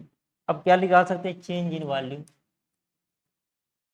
चेंज इन वॉल्यूम की अगर मैं बात करूं तो चेंज इन वॉल्यूम अगर देखें तो क्या हो जाएगा, EV बराबर डेल्टा V बटे V से डेल्टा V बराबर क्या हो जाएगा, EV इंटू V। इस फार्मूले से हम लोग क्या निकाल सकते हैं, चेंज इन वॉल्यूम निकाल सकते हैं। तो मेन आपका एग्जाम में कोई न्यूमेरिकल आएगा तो फार्मूला आपको याद होना चाहिए, अदरवाइज आपको डेरिवेशन पता रहेगा तभी आप एग्जाम में फार्मूले का यूज कर पाएंगे, क्योंकि फार्मूले इतने बड़े बड़े हैं ना कि आपको याद नहीं हो पाएगा। फार्मूला क्या होगा, आपको याद नहीं हो पाएगा, इस वजह से आपको डेरिवेशन अगर पता रहेगा तो एग्जाम में फार्मूले का यूज आप। टॉपिक हमारा है कि फॉर थिन सिलेंड्रिकल सेल, मतलब इसमें हमको फार्मूला जानने की जरूरत है। अगर हम लोग बात करें फार्मूले की तो देखिए, अगर हम लोग थिन सिलेंड्रिकल सेल की अगर हम लोग बात करें तो अगर हम लोग इफिशियंसी ऑफ एल की बात करें, इफिशियंसी ऑफ एल कह रहे हैं हम, अगर हम लोग बात करें एफएल की बात करें तो एफएल के लिए क्या फार्मूला क्या होता है, PD अपान 4T। तो 4T के साथ जो यहाँ पे आएगा इफिशियंसी ऑफ, मतलब ये सरकमफ्रंटियल इफिशियंसी आ जाएगा। और अगर हम लोग बात करें एफसी की बात करें तो एफसी बराबर क्या होता है, PD अपान 2T होता है। इसके लिए आपका आएगा लॉन्गिट्यूडनल ज्वाइंट की इफिशियंसी आएगा। ये कैसे हम लोग कर रहे हैं इसको जरा समझ लेते हैं तो आपको एग्जाम में कंफ्यूजन नहीं होगा, नहीं तो ऐसे कह देंगे क्यों एफसी वाले में इफिशियंसी एल का यूज हो रहा है और एफएल वाले में क्यों इफिशियंसी एफसी का यूज हो रहा है। ध्यान से समझिएगा इस टॉपिक को, बहुत इंपॉर्टेंट है। मान लीजिए हमारे पास क्या है, कोई सेल है, कोई ऐसे क्या है, कोई सेल है ऐसे, ध्यान दीजिएगा, कोई ये सेल है, क्या सेल है। अब सेल में होता क्या है, एक दूसरे के ऊपर चढ़ा करके, यहाँ पे एक दूसरे के ऊपर चढ़ा करके ऐसे ज्वाइंट बनाया गया है। क्या बनाया गया है, एक दूसरे के ऊपर चढ़ा के ज्वाइंट बनाया गया है। और एक हमारा दूसरा सेल है, एक हमारा दूसरा सेल है, इसमें क्या किया गया, ध्यान दीजिएगा, इसमें हम लोग जो है ऐसे यहाँ पे एक दूसरे के ऊपर चढ़ा करके ज्वाइंट बनाए हैं।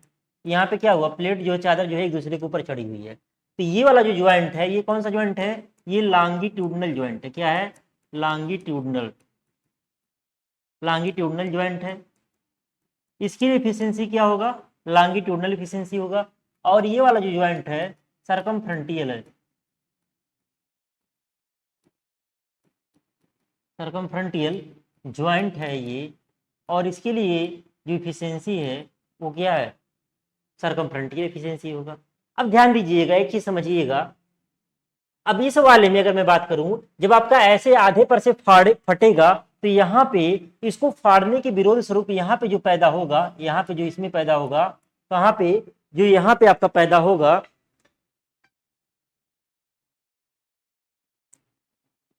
कहाँ पे, जो यहाँ पे आपका पैदा होगा, इस वाले में जो पैदा होगा, इस वाले में जो पैदा होगा, ये क्या होगा, ये आपका होगा एफएल होगा। क्या होगा आपका, ये आपका जो होगा ये आपका एफएल होगा। क्या होगा, ये आपका एफएल हो जाएगा। तो यानी कि यहाँ पे एफएल जो है, एफएल के लिए कौन सा ज्वाइंट एफिशिएंसी आ रहा है, इफिशियंसी आपका सी वाले का आ रहा है, सरकमफ्रंटियल का आ रहा है। क्यों, क्योंकि जब इसमें टूटेगा तो इसके लिए कौन सा ज्वाइंट जिम्मेदार है, सरकमफ्रंटियल ज्वाइंट जिम्मेदार है। और जब आपका आधे पर से टूटता है, जब आपका आधे पर से टूटता है, आधे पर से टूटने का सेंस ये है कि जब आपका आधे पर से अलग होगा, मान लीजिए हम यहाँ पे ब्रेक करके दिखाएं तो ब्रेक करके दिखाने में मान लीजिए आधे पर से टूट रहा है तो यहाँ पे क्या पैदा होगा, यहाँ पे आपका पैदा होगा एफसी पैदा होगा। क्या पैदा होगा, एफसी पैदा होगा। और एफसी के कारण आधे पर से फट रहा है, तो आधे पर से जब आपका फट रहा है तो यहाँ पे कौन सी ज्वाइंट एफिशिएंसी आ रही है, यहाँ पे आपका आ रहा है एफिशिएंसी ऑफ एल, यानी कि लॉन्गिट्यूडनल एफिशिएंसी आ रही है। इस नाते हम लोग, और जब आपकी एफिशिएंसी 100% होगी, जब आपकी एफिशिएंसी क्या होगी, 100% होगी, उस केस में क्या, तो यहाँ पे अगर मैं बात करूं, यहाँ पे अगर मैं बात करूं तो इसके लिए क्या, एफसी के लिए कौन सी एफिशिएंसी आ रही है, ये आ रही है। तो और मैं बता रहा था कि अगर आपका ये ज्वाइंट एफिशिएंसी, सरकमफ्रंटियल ज्वाइंट एफिशिएंसी अगर 100% हो तो एफएल 100% होगा, तो आपका एफएल बराबर क्या हो जाएगा, PD अपान 4T होगा।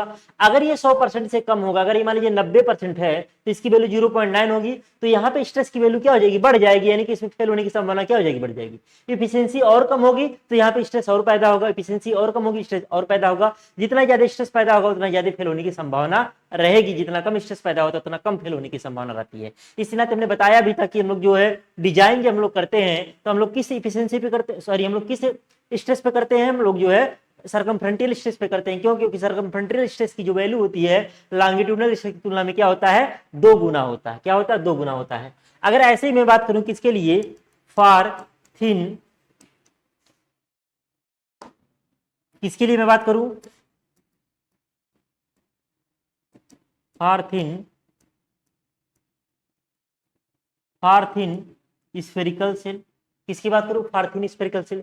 थिन स्फेरिकल सेल की बात करूं तो यहाँ पे एक ही एफिशिएंसी है, तो यहाँ पे हमने एफ लिखा था, एफ बराबर क्या हो जाएगा, एफ बराबर यहाँ पे हम लोग क्या लिख सकते हैं, एफ बराबर हम लोग लिख सकते हैं, एफ बराबर क्या, पी डी अपान 4T। यहाँ पे भी फार्मूला था और यहाँ पे एक ही एफिशिएंसी है तो हम लोग ये वाला यूज कर लेंगे। तो ये क्या हो गया, ये हमारे फार्मूले हो गए जिसका यूज हम लोग अगर ज्वाइंट एफिशिएंसी दिया रहेगा तो हम लोग यूज करेंगे। वैसे आपके सिलेबस में ज्वाइंट एफिशिएंसी नहीं है तो टेंशन वाली बात नहीं, लेकिन कॉम्पिटिटिव लेवल में अगर आता है तो इस तरीके के हम लोग यूज करके न्यूमेरिकल को लगा पाएंगे वहां पे भी, क्योंकि कंपटीशन में भी तो ये चैप्टर आपका इंपॉर्टेंट है।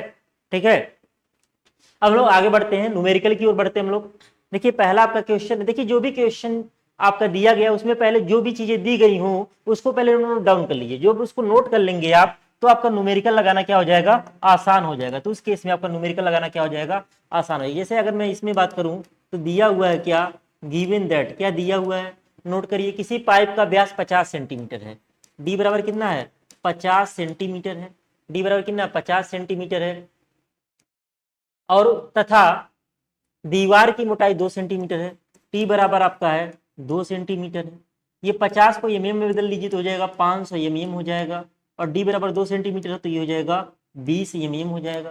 फिर कह रहा है कि यदि पाइप के अंदर पानी का दाब P बराबर 0.4 न्यूटन पर एमएम स्क्वायर, P बराबर 0.4 न्यूटन पर एमएम स्क्वायर हो तो पाइप में प्रतिबलों के मान ज्ञात कीजिए। तो हमको क्या करना है, पाइप में प्रतिबल का मान ज्ञात करना है, यानी कि एफ एल का भी मान ज्ञात करना है और एफ सी का भी मान ज्ञात करना, दोनों प्रतिबल आपको ज्ञात करने। तो बहुत आसान है सवाल, ये सवाल क्या है, बहुत आसान है। अब यहाँ पे अगर मैं सोल्यूशन की बात करूँ, सोल्यूशन की मैं बात करूँ तो यहाँ पे सबसे पहले निकाल लीजिए आप एफ एल, एफ एल बराबर क्या होगा, पी डी अपान 4T होगा। तो यहाँ से अगर मैं बात करूँ एफ एल बराबर पी की वैल्यू क्या है, पी की वैल्यू 0.4 है, टी की वैल्यू क्या है, टी की वैल्यू आपकी 20 है, और नीचे हो जाएगा 4 हो जाएगा, और टी की वैल्यू कितनी है, सॉरी पी डी, यहाँ पे डी होगा ना, डी की वैल्यू 500 है, पी और डी की वैल्यू कितनी है, 500 है, 500 और टी नीचे आएगा, टी कितना हो जाएगा आपका 20 हो जाएगा, यानी कि 500 और ये एफ एल होगा, क्या होगा, एफ एल होगा, एफ एल होगा। अब यहाँ से मैं बात करूं, अगर एफ एल की बात करूं तो 500 गुणे 0.4 कितना, 500 गुणे 0.4, ये आपका हो जाएगा 200 बट भागा 80, 200 भागा 20 तो हो गया 2.5, कितना आ गया, 2.5 न्यूटन पर एम स्क्वायर। ये क्या आ गया, ये आपका आंसर आ गया, ये आपका क्या आ गया, ये आपका आंसर आ गया। अब दूसरा आपको क्या निकालना, दूसरा आपको निकालना है एफ सी, दूसरा क्या निकालना है, एफ सी निकालना है, दूसरा क्या निकालना है, एफ सी निकालना है। तो एफ सी बराबर आप सीधे लिख सकते हैं, एफ सी बराबर क्या होगा, 2 हमने बताया है एफ सी क्या होता है, चाहे आप निकालिए एफ सी बराबर पी डी अपान 2T या एफ सी बराबर 2 तो यहाँ से एफ सी बराबर 2 गुणे 2.5, तो यहाँ से हो जाएगा एफ सी बराबर कितना, 5 न्यूटन पर एम स्क्वायर, कितना आ जाएगा, 5 न्यूटन पर एम स्क्वायर हो जाएगा, और यही आपका क्या हो जाएगा, यही आपका हो जाएगा आंसर, यही क्या हो जाएगा, आपका आंसर हो जाएगा। आगे अगर मैं बात करूं अगले क्वेश्चन पे चलो, तो अगले क्वेश्चन में क्या दिया हुआ है, अगले क्वेश्चन में दिया हुआ है कि गिवन दैट दिया है आपका कि 2.5 मीटर लंबी एक बेलनाकार पात्र, यल बराबर कितना है, 2.5 मीटर है, ये हो जाएगा आपका 2500 एमएम हो जाएगा, क्या हो जाएगा आपका 2500 एमएम हो जाएगा। पात्र का व्यास 100 सेंटीमीटर है, यहाँ पे डी बराबर कितना है, डी बराबर आपका 100 सेंटीमीटर है, 100 सेंटीमीटर का मतलब हो जाएगा 1000 मिलीमीटर हो जाएगा, कितना हो जाएगा, 1000 मिलीमीटर हो जाएगा। तो दीवार की मोटाई 1 सेंटीमीटर है, टी बराबर आपका 1 सेंटीमीटर है, यानी कि 10 एमएम हो जाएगा, और आपका आंतरिक दाब P बराबर 1.6 न्यूटन पर एम स्क्वायर है। कितना है? इतना न्यूटन पर एम स्क्वायर है। तो अधिकतम प्रतिबल तथा आयतन में परिवर्तन ज्ञात कीजिए, यानी कि आपको एफसी आपको निकालना है और क्या निकालना है? डेल्टा वी निकालना है। क्या निकालना है? डेल्टा वी निकालना। तो ये भी प्रश्न बहुत आसान है। फार्मूले में आप रखेंगे, फार्मूले में आप रखेंगे डायरेक्ट क्या आ जाएगा? डायरेक्ट आपका आंसर आ जाएगा। फार्मूले में रखेंगे डायरेक्ट आपका क्या आ जाएगा? डायरेक्ट आपका आंसर आ जाएगा। ठीक है, कॉल बहुत ज़्यादा आ रहे हैं, इस नाते बीच क्लास में डिस्टर्बेंस हो जा रहा है। तो अगर मैं बात करूं एफसी की, अगर मैं बात करूं तो एफसी बराबर क्या होता है? पीडी अपान 2टी होता है। क्या होता है? पीडी अपान 2टी होता है। तो यहां से अगर मैं एफसी की बात करूं, किसकी बात करूं? एफसी की अगर मैं बात करूं तो एफसी बराबर पीडी। पी की वैल्यू कितनी है? पी की वैल्यू आपकी है 1.6 है। डी की वैल्यू क्या है? डी की वैल्यू आपका 1000 है अपान 2 और गुड़े टी का मान क्या है? टी का मान आपका 10। कितना? टी का मान 10। ये 1600 हो जाएगा। 1600 भागा 20 यानी कि 160/2 यानी कि 80 हो जाएगा न्यूटन पर एम स्क्वायर। कितना हो जाएगा? 80 हो जाएगा न्यूटन पर एम स्क्वायर। इतना आपका आ गया। अब अगला आपको निकालना है क्या? डेल्टा वी निकालना है। क्या निकालना है? डेल्टा वी निकालना है। अब डेल्टा वी के लिए सीधे ईवी वाला फार्मूला लगाएंगे। क्या लगाएंगे? ईवी वाला फार्मूला लगाएंगे। तो अगर चीजें पढ़े होंगे तो फार्मूला वगैरह क्या रहेगा? याद रहेगा। एग्जाम में फार्मूले लंबे होते हैं, नहीं तो आप भूल भी सकते हैं। फार्मूले जो है आप भूल भी सकते हैं, अगर प्रैक्टिस में नहीं रहेगा तो। प्रैक्टिस में नहीं रहेगा तो फार्मूले भूल भी सकते हैं। तो चलिए हम लोग अगर बात करें तो डेल्टा वी जो होगा वो क्या होगा? ईवी इंटू वी होगा। क्या होगा? ईवी अपान वी होगा। तो डेल्टा वी की बात करूं, डेल्टा वी की बात करूं तो ईवी का वैल्यू क्या होगा? पीडी अपान 2टी हो जाएगा। और ये 5/2 माइनस 2/m। ये फार्मूला आप लोग पढ़े होंगे। क्या? पीडी अपान 2टी 5/2 माइनस 2/m। और v का मान क्या होगा? π/4 हो जाएगा और डी स्क्वायर यल हो जाएगा। क्या हो जाएगा? जो आपका बेलन का आयतन होता है, बेलनाकार होगा ना, क्या होता है? π/4 डी स्क्वायर यल आपका हो जाएगा। क्या हो जाएगा? π/4 डी स्क्वायर यल हो जाएगा आपका। ठीक, अब इसमें क्या करना है? इसमें सारा वैल्यू आप पुट करते हुए चले जाएंगे तो आपका आंसर आ जाएगा। तो डेल्टा वी अगर हम लोग बात करें तो देखिए पी का मान आपका कितना है? 1.6 है। डी का मान कितना है? डी का मान आपका है 1000 है। कितना? 1000 आपका है। और बटे पी डी अपान 2टी का वैल्यू चाहे तो आप डायरेक्ट यहाँ रख सकते थे, कोई दिक्कत नहीं था। और पी और 2 × 10 और ई का वैल्यू 2 × 10 पे घाते 5। और यहाँ पे 5/2 का मतलब क्या हो गया? 2.5 और माइनस 2 × 1/m। 2/m का मतलब 2 × 1/m। तो 1/m का वैल्यू यहाँ पे दिया हुआ नहीं है तो मान लेंगे, जब नहीं दिया रहेगा तो यहीं पे लिख लेंगे कहीं पे माना या लेट 1/m बराबर, जनरली प्रश्न में दिया रहता है, नहीं दिया रहेगा तो 0.25 0.2 0.3 0.4 कुछ भी मान लेंगे अगर नहीं दिया रहेगा तो। और ई बराबर क्या मान लेंगे? ई बराबर मान लीजिए 2 × 10 पे घाते 5 न्यूटन पर एम स्क्वायर। ये हमने क्या कर लिया? मान लिया है। हमने जब मान लिया है तो दो गुणे कितना हो जाएगा? 0.3 और यहाँ पे गुणे π/4। डी स्क्वायर का मान क्या है? डी स्क्वायर का मान है 1000। 1000 और गुणे यल, यल की वैल्यू कितनी है? 2500। गुणे क्या हो जाएगा? 2500। इसको सॉल्व कर लेंगे पूरे इक्वेशन को तो यहाँ से डेल्टा वी का मान किसमें आ जाएगा? एम में आ जाएगा। किसमें आ जाएगा? एम में आ जाएगा। और यही आपका क्या हो जाएगा? यही आपका हो जाएगा बाबू आंसर। यही आपका क्या हो जाएगा? यही आपका हो जाएगा आंसर हो जाएगा। ठीक है, यही आपका क्या हो जाएगा? आंसर हो जाएगा। आगे बढ़े हम लोग, आगे बढ़ते हैं। कह रहा है कि एक पतली दीवार वाली बेलनाकार दाब पात्र पर, तो जो जो दिया उसको नोट करते जाइए। दिया आपका गिवन दैट, क्या दिया है कि एक पतली दीवार वाली बेलनाकार दाब पात्र पर जिसका आंतरिक व्यास 800 mm है। डी बराबर आपका दिया है 800 mm है। और क्या दिया? वो मोटाई 20 mm है। टी बराबर आपका 20 mm है। टी बराबर क्या है? 20 mm है। और 2 न्यूटन पर एम स्क्वायर का आंतरिक दाब लगा है। पी बराबर जो लगा है 2 न्यूटन पर एम स्क्वायर का क्या लगा है? आंतरिक दाब लगा है। तो परिधि तथा अनुदैर्ध्य विकृति की गणना कीजिए और ई का मान दिया हुआ है। क्या दिया हुआ है? ई का मान दिया हुआ है। यहाँ पे ई का मान दिया हुआ है। ई बराबर दिया है 2 × 10⁵ न्यूटन पर यम स्क्वायर। ई का मान दिया हुआ है। और क्या दिया हुआ है? 1/m का मान दिया हुआ है। 1/m का मान दिया हुआ 0.3 दिया हुआ है। तो अनुदैर्ध्य, हाँ, परिधि तथा अनुदैर्ध्य विकृति की गणना कीजिए, यानी कि EL आपको निकालना है और क्या निकालना है? EC आपको निकालना है। दो चीजें क्या करनी है? निकालनी है। तो कुछ करना ही नहीं है इसमें, सीधे फार्मूला लगाएंगे, आंसर आ जाएगा। तो देखिए EL बराबर आपका क्या होता है? PD/2TE ब्रैकेट में 1/2 माइनस 1/m। क्या होता है? PD/2TE 1/2 minus 1/m। अब इसमें क्या कर देंगे? इसमें सारा वैल्यू जो है, सारा वैल्यू इसमें क्या कर देंगे? रखते हुए चले जाएंगे। अब यहाँ पे अगर मैं बात करूं EL बराबर, तो P का वैल्यू क्या है? P का वैल्यू आपका है 2 है। क्या है? 2 है। और D का वैल्यू क्या है? D का वैल्यू आपका 800 है।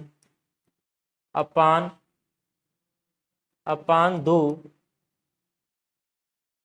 2 गुणे T का वैल्यू कितना है? 20। और फिर E का वैल्यू कितना है? 2 × 10⁵5।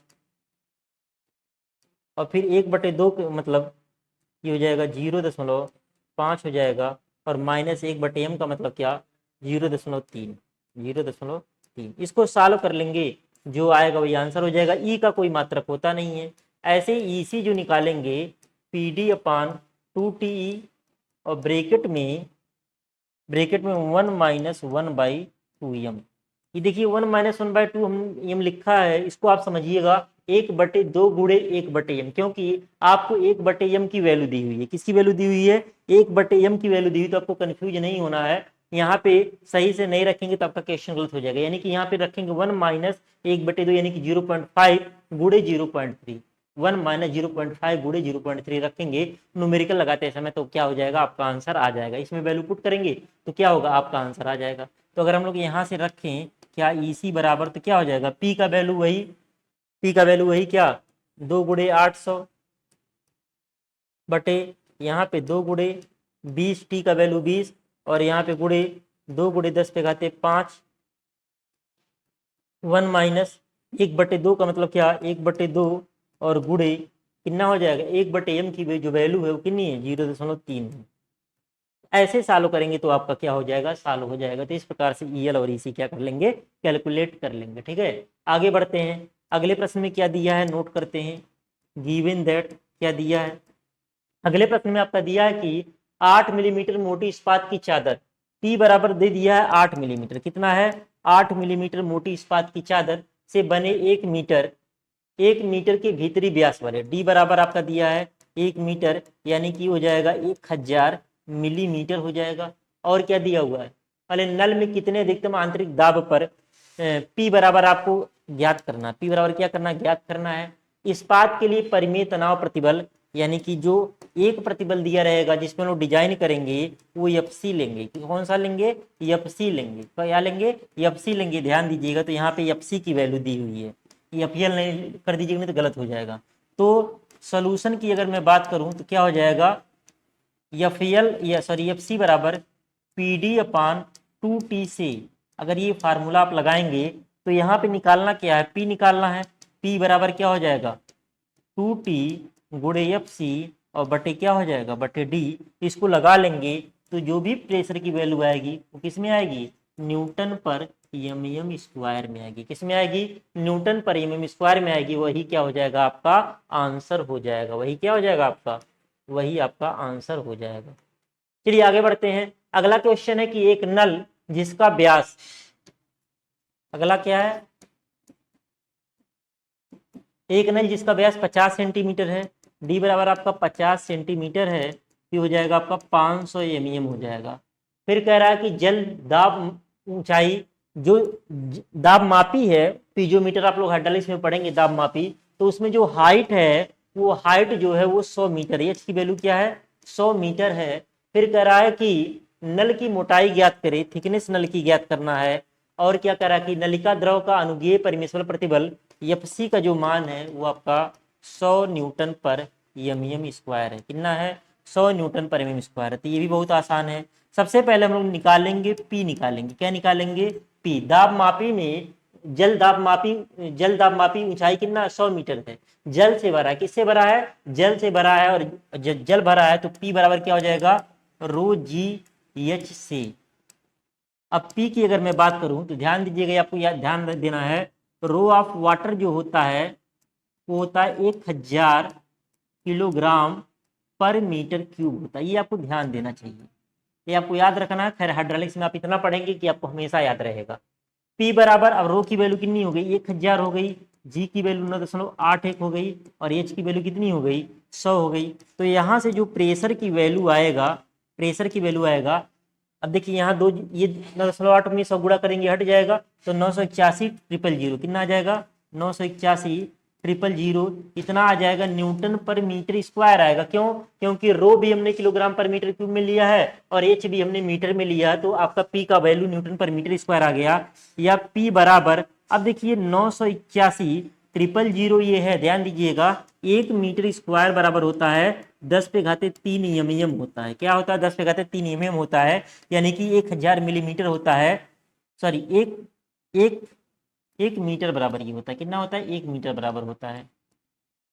या अगर मैं बात करूं 1 मीटर स्क्वायर की मैं बात करूं तो जगह 10⁻³ का स्क्वायर बराबर 10⁻6 बराबर 10⁻6 एम स्क्वायर हो जाएगा। क्या हो जाएगा? 10⁻6 एम स्क्वायर। तो इतने में क्या कर देंगे? 10⁻6 से भाग दे देंगे तो ये बराबर आपका आ जाएगा, यहाँ से पी की जो वैल्यू आ जाएगी वो क्या आ जाएगी? 0.981 न्यूटन पर एम स्क्वायर। ये किसकी आ गई वैल्यू? ये पी की वैल्यू आ गई। किसकी वैल्यू आ गई? ये पी की वैल्यू आपकी आ गई। किसकी वैल्यू आ गई? ये पी की वैल्यू आ गई। अब ध्यान दीजिएगा, अब आपको निकालना क्या है? अब आपको निकालना क्या है? टी निकालना है। क्या निकालना? टी निकालना है। तो एफ सी बराबर पी डी अपान 2 टी से क्या हो जाएगा? यहाँ से अगर मैं बात करूँ यहाँ से, तो क्या निकालना है? टी निकालना है। तो टी बराबर हो जाएगा पी डी अपान 2 एफ सी हो जाएगा। क्या हो जाएगा? पी डी अपान 2 एफ सी का वैल्यू दिया, पी का वैल्यू निकल गया, डी का वैल्यू दिया, ये वैल्यू पुट करेंगे तो आपका क्या आ जाएगा? टी जो आएगा वो एम में आ जाएगा। क्या आ जाएगा? तो यहाँ से अगर मैं बात करूँ जो भी टी का मान आएगा वो किस में आएगा? एम में आ जाएगा। और वही आपका क्या हो जाएगा? वही आपका आंसर हो जाएगा। वही क्या हो जाएगा? आपका आंसर हो जाएगा। ठीक है, ये भी मजेदार क्वेश्चन था, थोड़ा सा नया था यहाँ पे, क्योंकि पी बराबर रो जी एच का यूज हुआ है। आगे अगर मैं बढ़ूँ तो अगला क्वेश्चन है, अगले क्वेश्चन में कह रहा है कि एक बॉयलर के खोल का व्यास गिवन दैट डी बराबर आपका जो है 3 मीटर है, ये हो जाएगा 3000 एम। क्या हो जाएगा? 3000 एम हो जाएगा। इसके अंदर दाब पी बराबर 1.5 न्यूटन पर एम स्क्वायर हो। यदि खोल में अधिकतम तनाव प्रतिबल, ध्यान दीजिएगा, मैक्सिमम टेंसाइल स्ट्रेस की बात कर रहा है। किसकी बात कर रहा है? मैक्सिमम टेंसाइल स्ट्रेस की ये बात कर रहा है। ये कितना है? ये आपका है 120 न्यूटन पर एम स्क्वायर है। फिर करें फैक्टर ऑफ सेफ्टी। क्या? फैक्टर ऑफ सेफ्टी या सेफ्टी फैक्टर, जो भी कही बात देखी है, फैक्टर ऑफ सेफ्टी इसको हम लोग स्मॉल एस से दर्शाते हैं, ये 2 है। तो खोल की मोटाई टी आपको निकालना है। ये भी बहुत आसान है, बस यहाँ पे फैक्टर ऑफ सेफ्टी जो लगा है उसके अकॉर्डिंग एफ सी हम लोग निकाल लेंगे। ध्यान दीजिएगा, यस बराबर हो जाएगा मैक्सिमम टेंसाइल स्ट्रेस, और यहाँ पे क्या होगा? और इसके लिए यहाँ पे हो जाएगा मैक्सिमम टेंसाइल स्ट्रेस बटे वर्किंग स्ट्रेस होता है। क्या होता है? Ultimate stress upon working stress होता है। तो यहाँ पे अल्टीमेट मैक्सिमम टेंसाइल स्ट्रेस की वैल्यू दी हुई है, और अपान यहाँ पे वर्किंग स्ट्रेस क्या होगा? हुप स्ट्रेस होगा। क्या होगा? हुप स्ट्रेस होगा। क्या होगा? हुप स्ट्रेस होगा। या यहाँ से अगर हम लोग ये 2 रखें और इसकी वैल्यू कितनी है? इसकी वैल्यू आपकी 120 है, तो यहाँ पे क्या हो जाएगा? ये एफ सी हो जाएगा। तो यहाँ से अगर आप एफ सी की बात करो तो कितना हो जाएगा? 60 न्यूटन पर एम स्क्वायर। ये एफ सी की वैल्यू आ गई। किसकी वैल्यू आ गई? एफ सी की वैल्यू आ गई। जब आपकी एफ सी की वैल्यू आ गई तो आपको निकालना क्या है? टी निकालना है। अब एफ सी बराबर पी डी अपान 2 टी से किससे, पी डी अपान 2t से। तो यहाँ पे अगर हम लोग बात करें t बराबर क्या हो जाएगा, पी डी अपान 2f(c). यहाँ से t कैलकुलेट किस में आ जाएगा, यहाँ से t कैलकुलेट करेंगे तो आपका वैल्यू किस में आएगा, मिलीमीटर में आ जाएगा। और यही आपका क्या हो जाएगा, यही आपका क्या हो जाएगा, आंसर हो जाएगा। यही आपका क्या हो जाएगा, आंसर हो जाएगा। ठीक है, आगे बढ़े हम लोग, आगे बढ़ते हैं। अगला कह रहा है 1.2 मीटर व्यास का बेलनाकार खोल। अगला क्वेश्चन कह रहा है कि गिवन दैट, अगला कह रहा है कि 1.2 मीटर व्यास का बेलनाकार खोल, यानी कि डी बराबर दिया है 1.2 मीटर, यानी कि हो जाएगा ये आपका 1200 एमएम हो जाएगा। फिर कह रहा है कि बेलनाकार खोल 20 एमएम मोटी प्लेटों से, टी बराबर कितना दिया, और टी बराबर आपका दिया हुआ है 20 मिलीमीटर दिया हुआ है। फिर कह रहा बना है, इसमें 4 न्यूटन पर मीटर स्क्वायर का दाब लगा है। पी बराबर आपका कितना है, 4 न्यूटन पर एमएम स्क्वायर का आपका दाब लगा है। फिर कह रहा है इसके अनुदैर्ध्य जोड़ में प्रतिबल निकालिए, अनुदैर्ध्य जोड़ में प्रतिबल निकालिए, यानी कि अनुदैर्ध्य जोड़ में कौन सा प्रतिबल होता है, एफसी होता है। अनुदैर्ध्य जोड़ में क्या होता है, एफसी होता है, या एफसी डैश भी कह सकते हैं इसको। इसको क्या कह सकते हैं, एफसी डैश भी कह सकते हैं। एफसी कहिए, एफसी डैश कहिए, कोई दिक्कत नहीं है, एफसी ही कहिए। अनुदैर्ध्य जोड़ में जो प्रतिबल होता है वो एफसी होता है, और सरकमफ्रंटियल जोड़ में जो प्रतिबल होगा वो क्या होगा, एफएल होगा। अनुदैर्ध्य जोड़ में प्रतिबल निकालिए यदि जोड़ की इफिशियंसी कितनी है, दक्षता जो है, इफिशियंसी बराबर 75% है, इफिशियंसी ऑफ यल बराबर 0.75, बराबर 0.75 आपका है। तो एफसी आपको निकालना है, कुछ नहीं करना है। अब फार्मूला हमने भी बताया ही है, सोल्यूशन में क्या हो जाएगा, एफसी बराबर पी डी अपान 2t, और यहाँ पे क्या हो जाएगा, इफिशियंसी ऑफ यल हो जाएगा। तो यहाँ से अगर हम लोग एफसी की बात करें तो p की वैल्यू क्या है, p की वैल्यू आपकी है 4 है, और d की वैल्यू कितनी है, d की वैल्यू आपका हो गया 1200 एमएम हो गया। 4 गुणे 1200 हो गया, और बटे 2 गुणे t की वैल्यू कितनी है, t की वैल्यू आपकी है 20 है, और ये वैल्यू हो जाएगी 0.75 हो जाएगी। अब इसी को कैलकुलेट कर लेंगे, एफसी का जो भी वैल्यू आएगा वो किस में आएगा, न्यूटन पर एमएम स्क्वायर में आएगा, और यही आपका क्या हो जाएगा, यही आपका हो जाएगा आंसर। यही आपका क्या हो जाएगा, यही आपका हो जाएगा आंसर हो जाएगा। ठीक है, अब आगे मैं बात करूं, ये आपका आखिरी क्वेश्चन है, ये आपका आखिरी क्वेश्चन है। तो क्वेश्चन बहुत शानदार है, अगर पूरा लगाए रहेंगे तो एग्जाम में एक भी क्वेश्चन आपसे छूटेगा नहीं। कह रहा किसी गोली खोल का व्यास 1 मीटर, यहाँ पे गोली खोल है, डी बराबर आपका है 1 मीटर है, यानी कि 1000 एमएम हो जाएगा। फिर कह रहा कि यह इस्पात की 8 एमएम मोटी प्लेटों का बना है, टी बराबर जो है 8 मिलीमीटर दे दिया है। फिर कह रहा है इसके अंदर भरी गैस का दाब P बराबर जो है वो 2.5 न्यूटन पर एमएम स्क्वायर है। कितना है, P बराबर 2.5 न्यूटन पर एमएम स्क्वायर है। यदि E बराबर 2 गुणे 10 पे कहते 5 हो, E बराबर कितना हो, 2 गुणे 10 पे कहते 5 न्यूटन पर एमएम स्क्वायर हो, और क्या दिया है, और 1/m बराबर 0.3 हो, तो खोल में अधिकतम तनाव प्रतिबल और उसके आयतन में परिवर्तन, यानी कि आपको यफ ज्ञात करना है, और उसके आयतन में परिवर्तन यानी कि डेल्टा वी का मान आपको क्या करना है, ज्ञात करना है। अब फार्मूला आपको पता होना चाहिए, यफ बराबर क्या हो गया, एफ बराबर हो जाएगा पी डी अपान 2t। क्या हो गया, एफ बराबर पी डी अपान 2t। तो यहाँ से सब वैल्यू दिया हुआ है, पी का वैल्यू कितना 2.5 है, डी का वैल्यू कितना है, डी का वैल्यू आपका 1000 हो गया, 1000 हो गया। और मैं बात करूं 2t 2 गुणे 8, 2 गुणे 8, यानी कि ये हो जाएगा 2500/16। कितना हो जाएगा, 2500 भागा 16, 2500 भागा 16, ये हो जाएगा आपका 156.25। कितना हो जाएगा, ये बराबर 156.25 न्यूटन पर एमएम स्क्वायर। ये क्या हो गया, ये आपका हो गया आंसर। ये किसका वैल्यू आ गया, ये आपका वैल्यू आ गया। दूसरा आपको क्या निकालना, दूसरा आपको निकालना है, दूसरा आपको क्या निकालना, डेल्टा वी। डेल्टा वी बराबर क्या होगा, ईवी इंटू वी होगा। क्या होगा, ईवी इंटू वी होगा। अब आपको ईवी का फार्मूला पता होना चाहिए, क्या पता होना चाहिए, ईवी का फार्मूला पता होना चाहिए। पीछे आप अपने नोटबुक में जाएंगे तो आपको ईवी का जो फार्मूला दिखेगा वो है आपका है, ये आपका है 3PD अपान 4t। क्या है, 3PD अपान 4t, और ब्रैकेट में आपका है 1 - 1/m।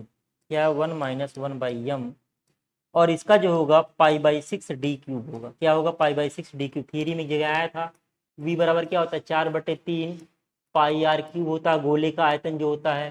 तो यहाँ पे 4/3 πr³ का मतलब क्या d/2 का होल क्यूब। तो यहाँ पे 4/3 और गुणे पाई, यहाँ पे d³/2 दूनी 4 दूनी 8 तो 4 दूनी 8 हो गया। तो यहाँ पे क्या हो गया πd³/6। तो इसका जो आयतन होता है πd³/6 होता है। ये ध्यान रखेंगे आप लोग, क्या करेंगे इसको ध्यान रखेंगे।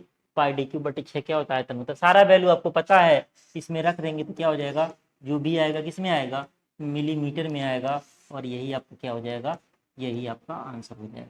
तो इसी के साथ ये आपका पूरा का पूरा चैप्टर समाप्त होता है। मिलते हैं हम लोग अब नए वीडियो में नए चैप्टर के साथ। तब तक के लिए जय हिंद साथियों।